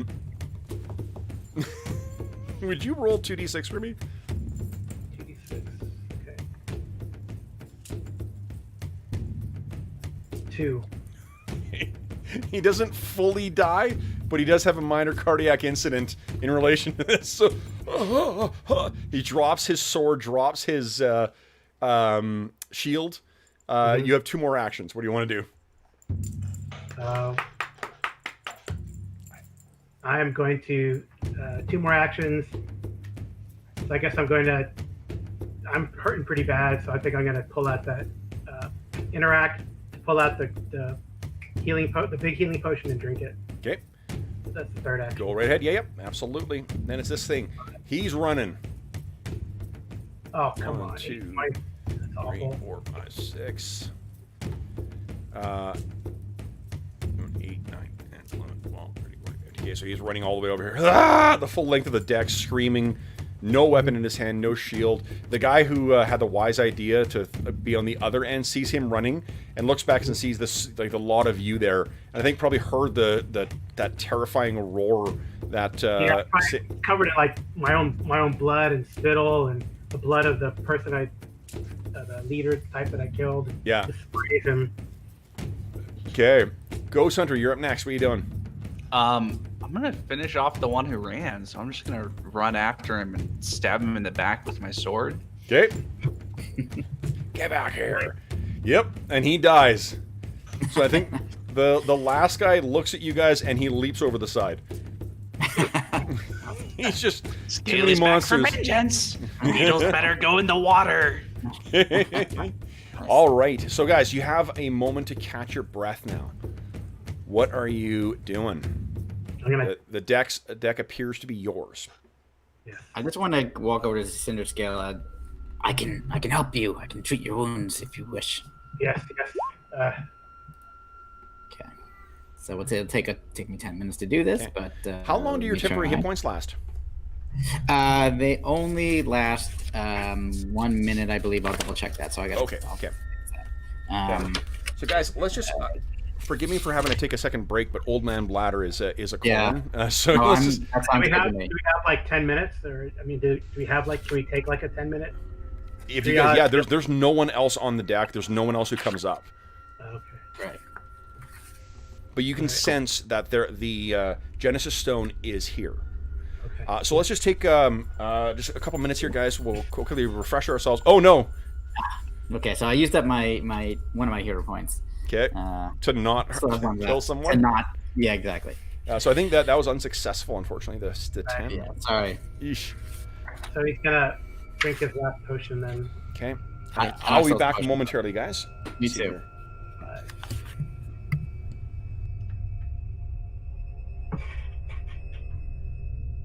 Okay. I still got my lay on hands. I'll be right back to you. I gotta use the head. Yeah.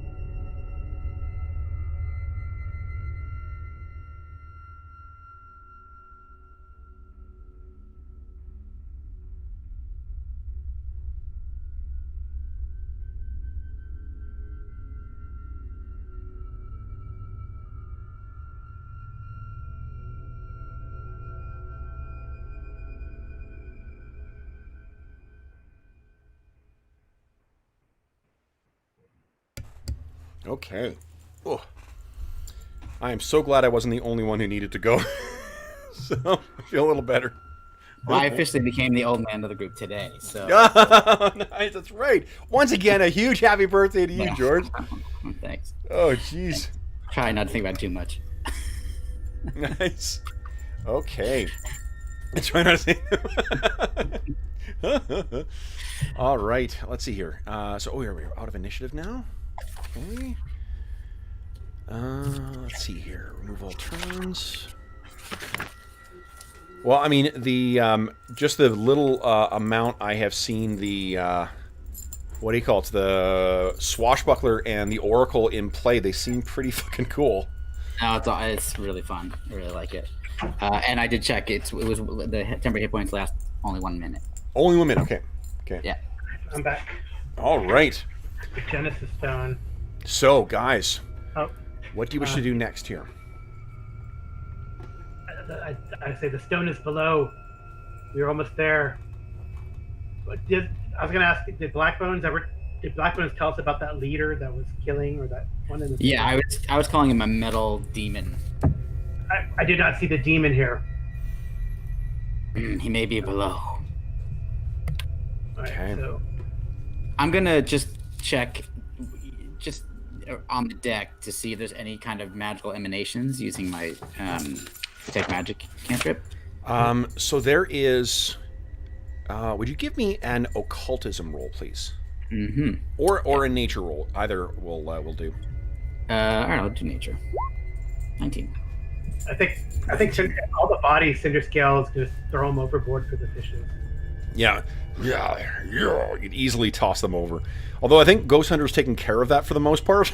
Yeah. Oh yeah, that's pretty cool. That is awesome. Okay, so what you're sort of walking around on this deck, and you can picture it's creaking back and forth. It's eerily still. The only thing you can hear is the flapping of the this massive sail overhead. Cinderscale is casually tossing over the dead bodies. Ghost Hunter is doing whatever he's doing to that one fallen body. If it's anything like the like the snake, it's just being dismembered as he goes. Yeah. What you though? There is some kind of strange... There's a strange emanation, very powerful, from below to the back of this beast, deep within it.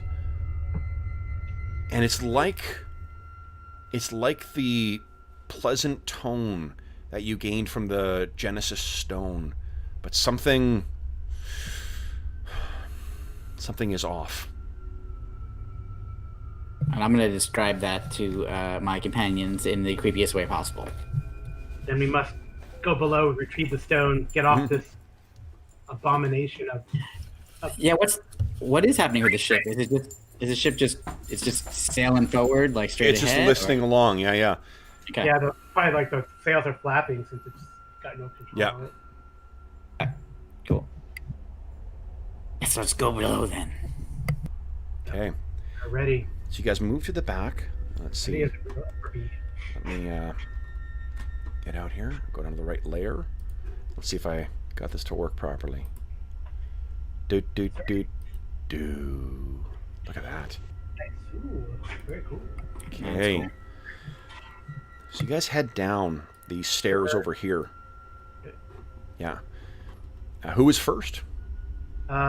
It worked before. If Ghost Hunter wants to sneak around first, that's probably the best bet. The Ghost Hunter does not see in the dark, Oh, so Blackbone might want to be our kind of... lead. Yeah, I don't mind going. I mean, I Yeah. feel like I'm drawn to this, emanation of. So as you're making your way down, you get to the bottom of the first, like the first kind of layer of stairs, and the stairs themselves are covered in a dark green blackish mold or moss. I sniff at it and I scrape some up with a bony finger, and examine it. It is like dripping wet. It is so fresh. Interesting. I'm a forager. What does that do? So basically it allows me to forage, you know, even if I fail the roll, essentially. Yeah. But I feel like it means narratively that I just have a better sense of like what's, you know, what's food that's safe, Yeah, what's yeah. dangerous, what's poisonous, that kind of thing. So, you know, the moss is kind of an interesting creature that, like all living things, live in the specter of death, right? Like whether they're consuming whatever living things they're consuming, be it plant or animal or whatnot too. Moss seems to have a much more intimate relationship with the destructive process and the regenerative process. This seems to even like blur those boundaries even closer too. You more than anyone can kind of feel the unnatural, that strange point where life and death meet in a natural process. So this stuff is both it's alive, but you sort of, yeah, I mean it's almost like it's in both states. So he sort of says to himself, like, plant of death, very strange. Must find Genesis Stone. The whole floor is covered in this stuff as well now. Is it slick? Like, do I have to take my time? Nope. You guys, as you get down, you can find that this is the very edge of where it is.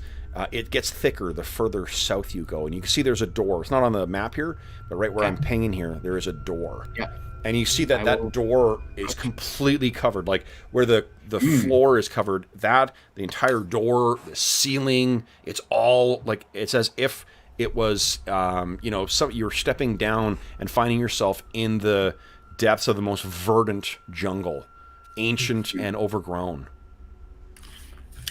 I think that it's he's just thinking to himself that it might be the power of the Genesis Stone to cause this to happen, but doesn't really know. It's just something is strange about this. Yeah. But he turns back to his companions and he points to the door as if, you know, to ask, should I open this? Is the stone behind there? Definitely. Yeah, no. Yeah. Okay, so I will find whatever mechanism. Yeah. You sort of feel this thing. It almost like with some pressure, it will fall away. You can hear the breaking of a mold or the moss. It sort of tears away, and as you push it open, you're pushing back a massive carpet of the stuff, and you can picture the inside of here. Imagine like any, you know, Age of Sail type thing, but everything is covered in moss, including the table with the compass and the astrolabe and whatever else. Everything is covered in this moss, including the seat where there is a figure sitting, and in front of them there is a black iron box, which is the only thing not covered in moss, I guess, apart from the thing that it contains, which is the Genesis Stone. And this completely covered up creature sitting down, it has the box open next to it, its hand is on the stone, and there's an eerie stillness in here. You can see also even the windows in the back of this, it's all covered with moss, but there's weird light going through, so everything in here has this like creepy greenish quality to it. What do you guys do? Is the creature moving? No. Okay. Not breathing at all, no. Okay.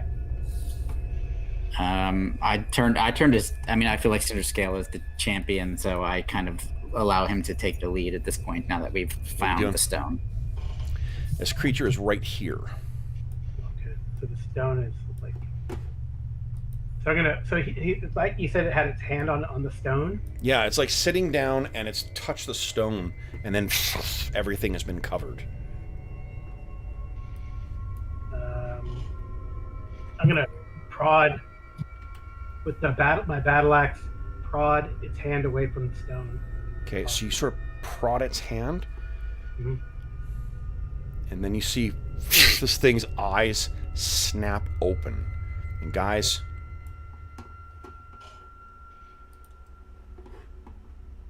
wait for it to load. Come on. Boom! There he is. We're going to roll some initiative, guys. Perception, I think, from you guys. Please. Just click on your token. Oh, you know what? I think I can actually just roll this directly off of my monstre now. Pretty awesome. So let's see here. And you know, for this one, I'll roll everything in chat too. Let's make this interessant. Cool. Okay, where is it here? Perception. Oh, initiative. How about I do that? Madison, you dummy.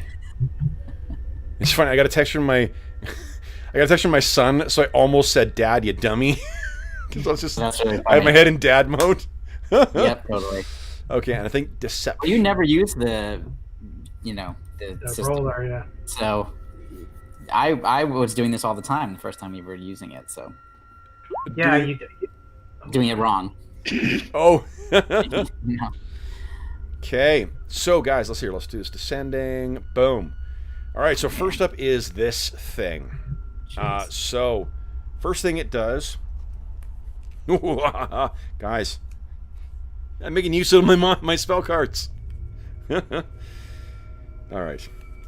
First thing it does is its jaw, you can see, and it's all covered, like, it doesn't break through. Imagine, like, wearing, like, a completely covered Green Man-style Lycra bodysuit, but instead it's moss that covers everything.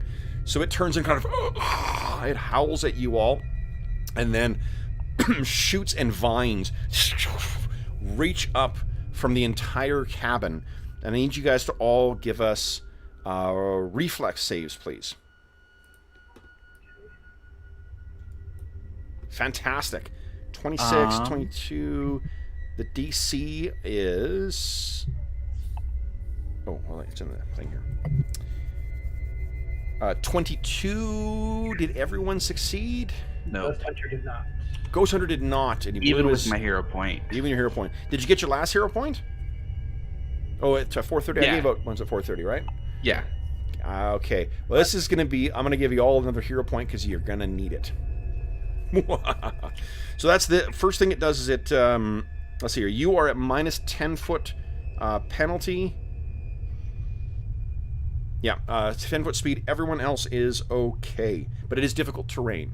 So double speed cost, and you're at minus 10 to your speed, Ghost Hunter, until you get yourself free. And then this thing slashes out at... with its... It pulls its hand away, and they seem to be, like, twisted into roots as well. And a surprisingly sharp claw flashes out at you. Ooh, but that's a miss, though. Yes. Okay. Cinder Scale, you're up next. What are you doing? So it took its hand away from the stone, right? It did, yes. And that stone is in a box.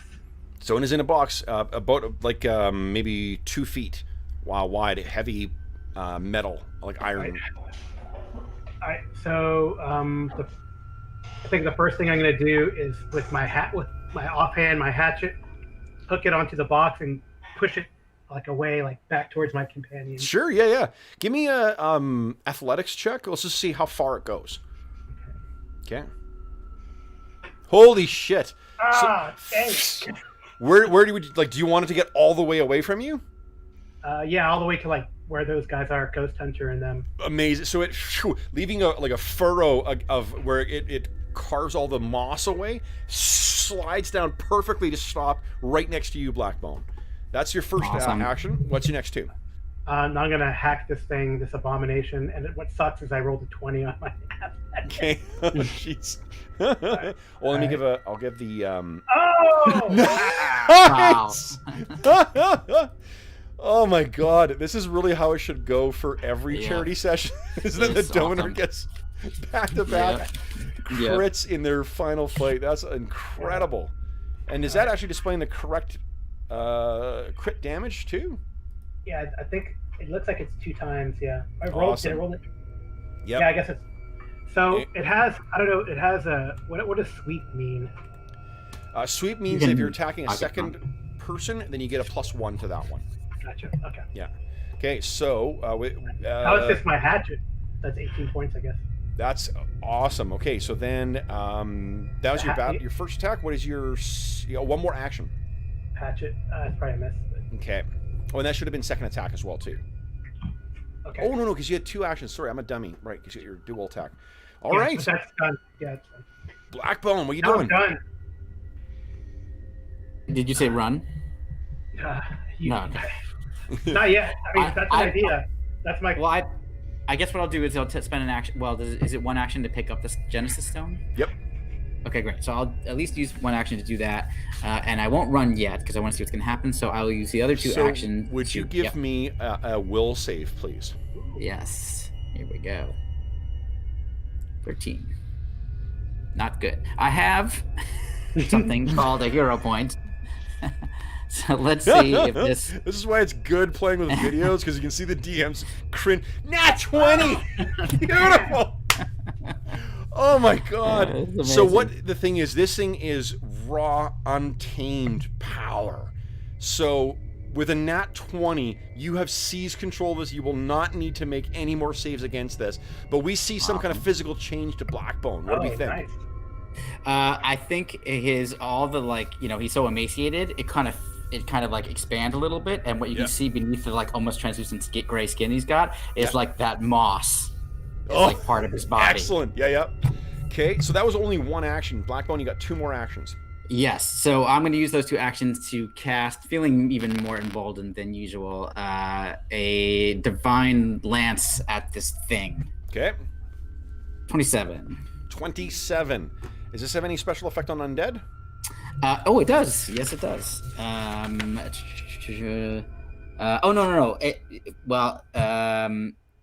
I basically cast it as lawful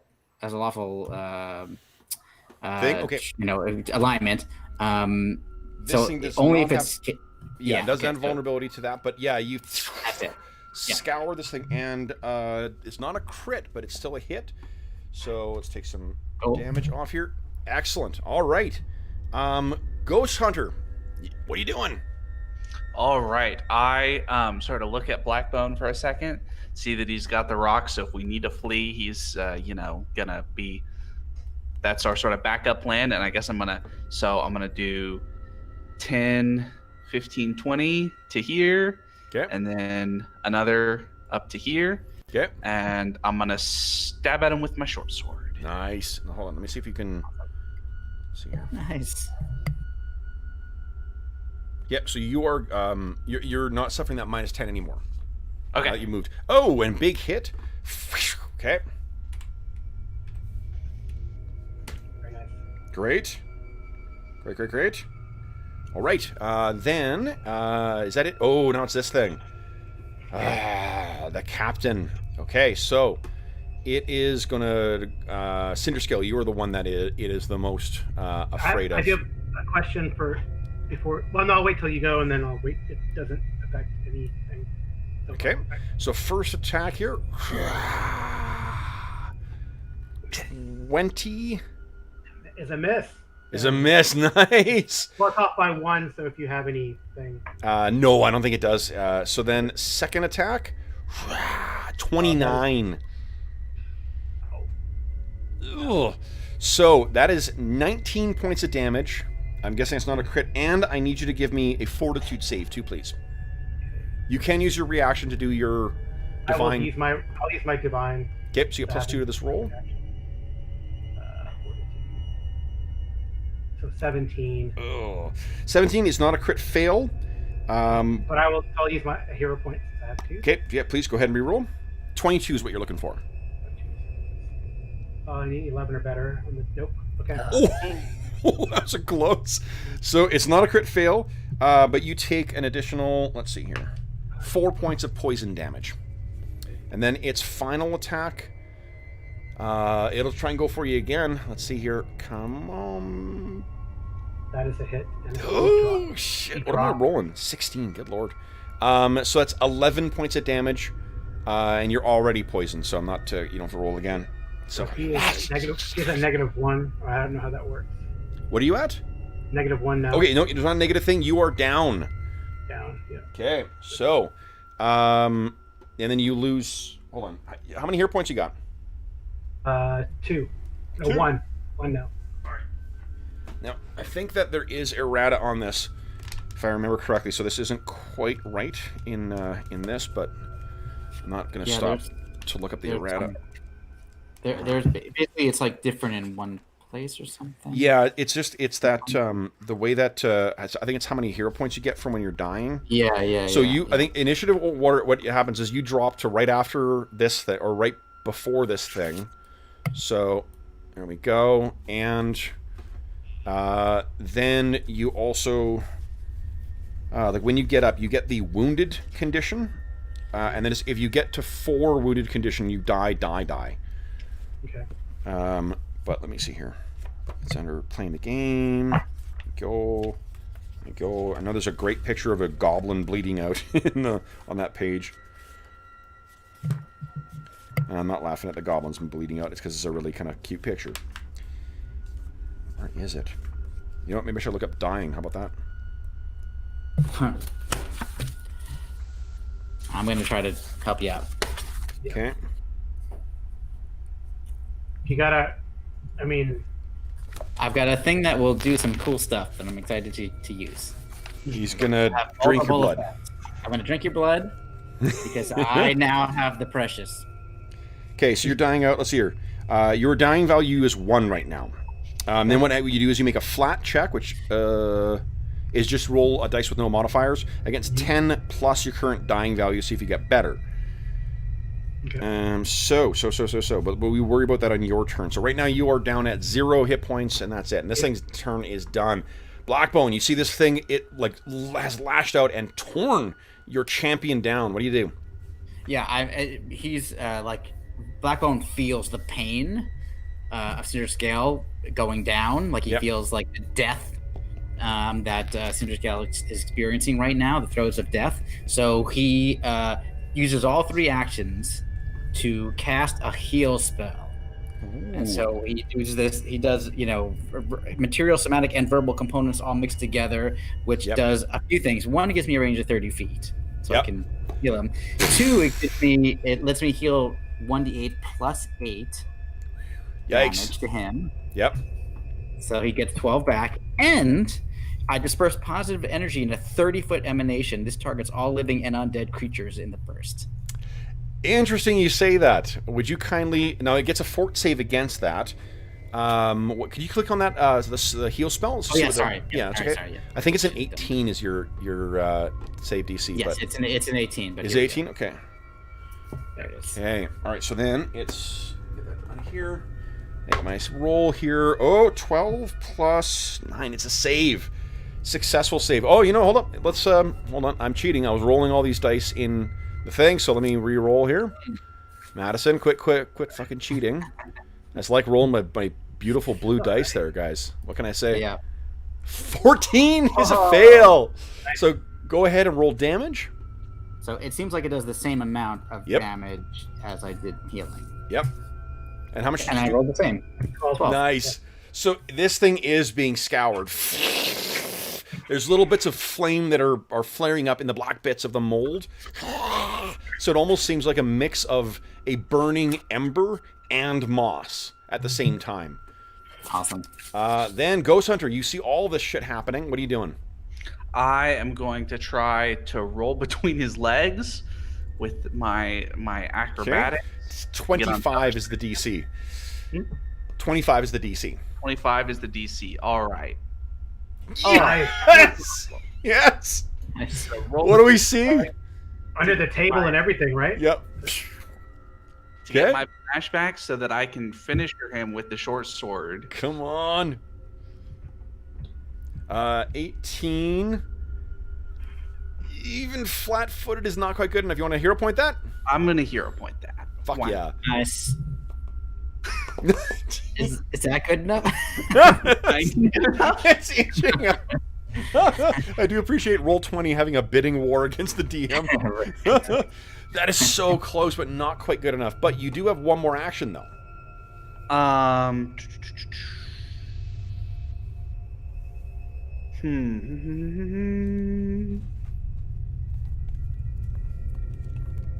Let's see here. I guess I should stab at him again. Okay. That's not great. Is your panache spent if you do a finishing thing and do not hit? I think so. That's what. Let's say no, and then if I'm wrong, then whatever. Okay. 22. Well, then that's a 22, and that's correct. That's with attack number 2. So that's 4 points of damage. Go ahead and roll your what do you call it? Your panache damage. Nice. Another 9. Okay. This thing is nearly apart. Okay. So, I knew there was a reason I put your claws and jaws on here. Cinderscale, you have dropped all your weapons because when you dropped down you had that. However, it is your turn and you are fully armed. What would you like to do? I'm gonna look at Blackbone and say if I'm gonna tell him to run. I'm gonna try to. You put returning on your sword, right? Oh, I did. I put returning on my battle axe. So you can do a battle axe attack and then a claw attack because your claw is agile. Make it at the full. And so I have to stand up first, right? Yep. Stand up. He doesn't have an attack. Okay. Okay. And then I will. It's actually a little better because claw is agile. Yeah. Exactly. Yeah. Oh no, I can double attack with that anyway. Yes, you can. Yep, and so no penalty. So the battle axe. We go. Come on. Nat 1. Are you kidding? I'm going to use my last hero point. Please do. Yep. Good call putting returning on that. 18 is so close. But the claw, come on. On the claw. Get that claw. That'd be satisfying. 21. It's a hit. 8 points. 8 damage is enough to kill. What do we see as you kill this thing? Sweet. It's like it's full of. I guess I'm reaching for its. I hack with my battle axe and it kind of misses, gets maybe stuck on the table, and then I realize I don't need my hatchet. I have my Vale-given weapon. Yeah. And I reach into it and just pull like its sternum out. Yep. You find a bloody human heart within this mossy exterior. And it dies. All right. But as it collapses, as the rest of its body collapses, those flames that started with Blackbone, with his spell, begin to spread amongst the things. Not so it's a conflagration, but you can see the embers are beginning to spread as it all burns away. Ooh. What are you guys doing? Blackbone, running. His eyes of light, has the stone with him. I'm already running. Yeah, Okay. let's go. All right. Yeah, I thought I was gonna miss and then die, so that's why I asked you to run. That's awesome. So you guys all run to the you run to the top. You each drop in. Blackbone, because you've got a swim speed, you got no concern about losing this thing. You all drop in, and then we see. I think you were all on the you're all on the bank as you see that the entire smoke is beginning to gout from the aptly named Hellflame. As it begins to list to the side, and it's careening. Actually, no, it's not. It's continuing on in the same direction, almost as if it's got there's some darker power keeping it on its damned voyage, now crewless. Cool. Apart from what other disquiet spirits that may lurk still within there. Guys, what do we want to end the scene with? Is it you returning? Return to the Vale. Okay.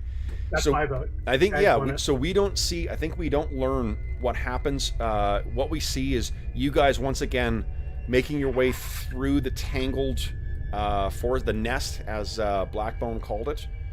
And hold on, we need to do one more change here. That was a great heal there, George.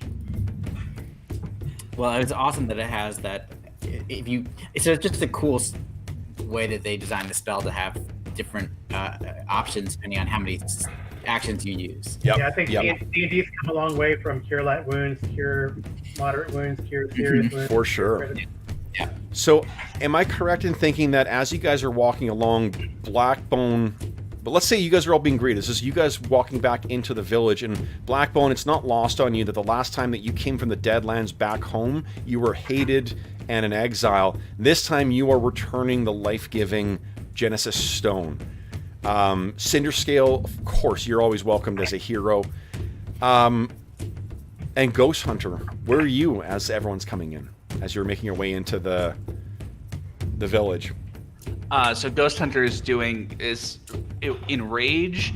He has the sort of reddish markings that show up. In excitement and exultation, it's sort of bluish. It's kind of like a bright bluish, almost like a beetle or a butterfly or something. Yeah. Pattern on him that is just kind of flashing, flaring up and down his back.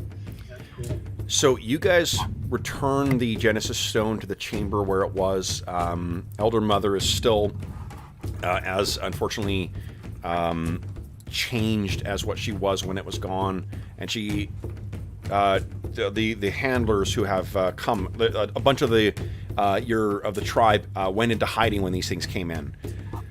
But I suppose we leave with you guys going out, and Cinderscale, what are you thinking? Like, having seen now how very real this threat is, that they came directly for your greatest treasure, nearly annihilating not only the tribe, but also decimating the Vale. What are you thinking? He sits on the ziggurat and looks to the south, the area of the Deadlands, knowing that they will continue to come. So he thinks about his speech to his companions and maybe other would-be lizard folk. What do they call it? They call them again? The Uruxi. The Uruxi. He says, we have to go out and take the battle to these. Nice. So in this, and I think that you guys feel, rah, rah, there's a bunch of I hold up the stone like this over my head. Yeah. Yeah, amazing. Now, Blackbone, with your... you can replace the connection to the Genesis Stone that Elder Mother had. Would you do that? Yes, I think that this was my destiny all along, and this is why I didn't die. Amazing. Okay. So I think the news is that Elder Mother has passed. She passed while you guys were gone, died from whatever sort of mutations and whatnot that she has. But now Blackbone has returned, the new shaman. Cinderscale is going to be raising the new army, and Ghost Hunter. What about you?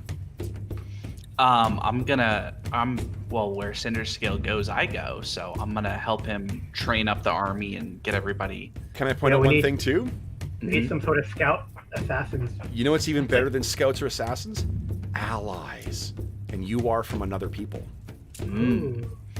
Yeah, so I'm gonna gather up, help Cinderscale not just build his army, but gather up the tribes to make a full, our grand crusade against the Deadlands. Amazing. So guys, with your new purpose given to the Vale, a transition of leadership, the eternal Elder Mother now passed, with Blackbone now assuming that role, we will bring our session to an end. Carl, once again, a huge thank you for your generosity in making this session possible, and for picking such a fucking cool concept and such a great game. I had so much fun writing this. I hope you enjoyed. Yes, it was very nice, very good. Great fun with my companions here, my lizard man companions. Excellent. It's always good when you wanted to keep going. Like this could be a whole campaign. How much XP do I get, and what comes down? Exactly. Well, that is fantastic. I guess, and the other thing, another huge Arlen and George, thank you so much for taking time today to come and play. Happy birthday again, George. Thanks for taking happy birthday, George. Yeah. It was like a birthday gift to me. So fantastic. So for those listening at home, thank you so much for joining us for this very special one-shot, The Revenge of the Raided. As is always the case, if you have any comments, questions, or concerns regarding the session, the game, or, there's not really a campaign, but whatever decisions we made here, please feel free to leave a comment in the comment section of this video. You can also reach me by Twitter at Dungeon Musings. You can reach me by email. My email address is dungeonmusings@gmail.com. You can also find a link in the description of this video to the Dungeon Musings Discord server.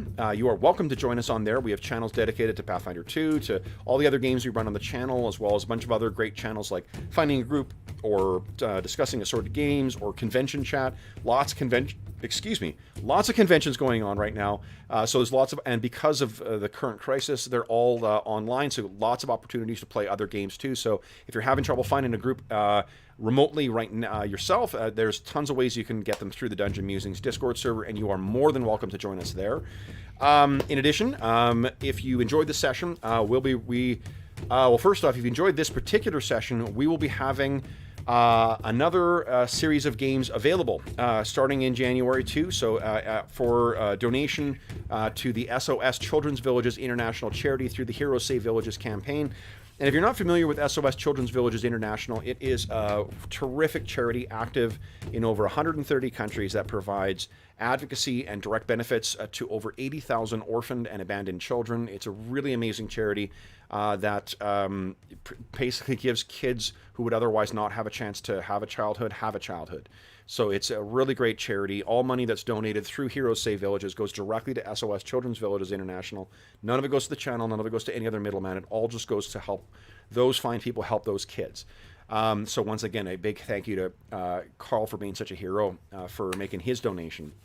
You can feel free to. Right now, we don't have any other rewards going on with the charity, but if you are inclined to make a donation, I have included a link to the charity donation page here. So it's still active. You can still make donations there if you choose to.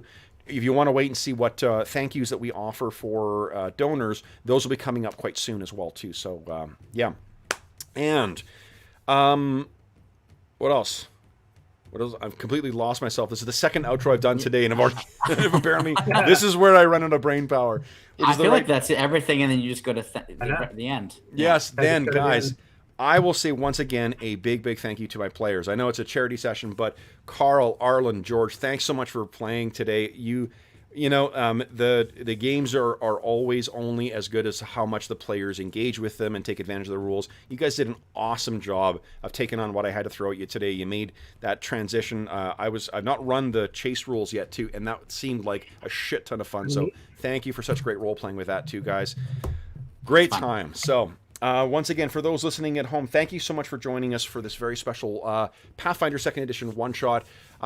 We hope that if you are listening to this live or during the current crisis, that this finds you healthy, safe, and weathering the current crisis as well as can be expected. I know it's a pretty upsetting time, all things considered right now. We do hope that we've given you a couple of hours to turn your minds off of the troubles of the world and think about the troubles that our heroes keep getting themselves into. Like, guys, you should have been watching that stone more closely. Come on. Jeez. It was a distraction. Exactly.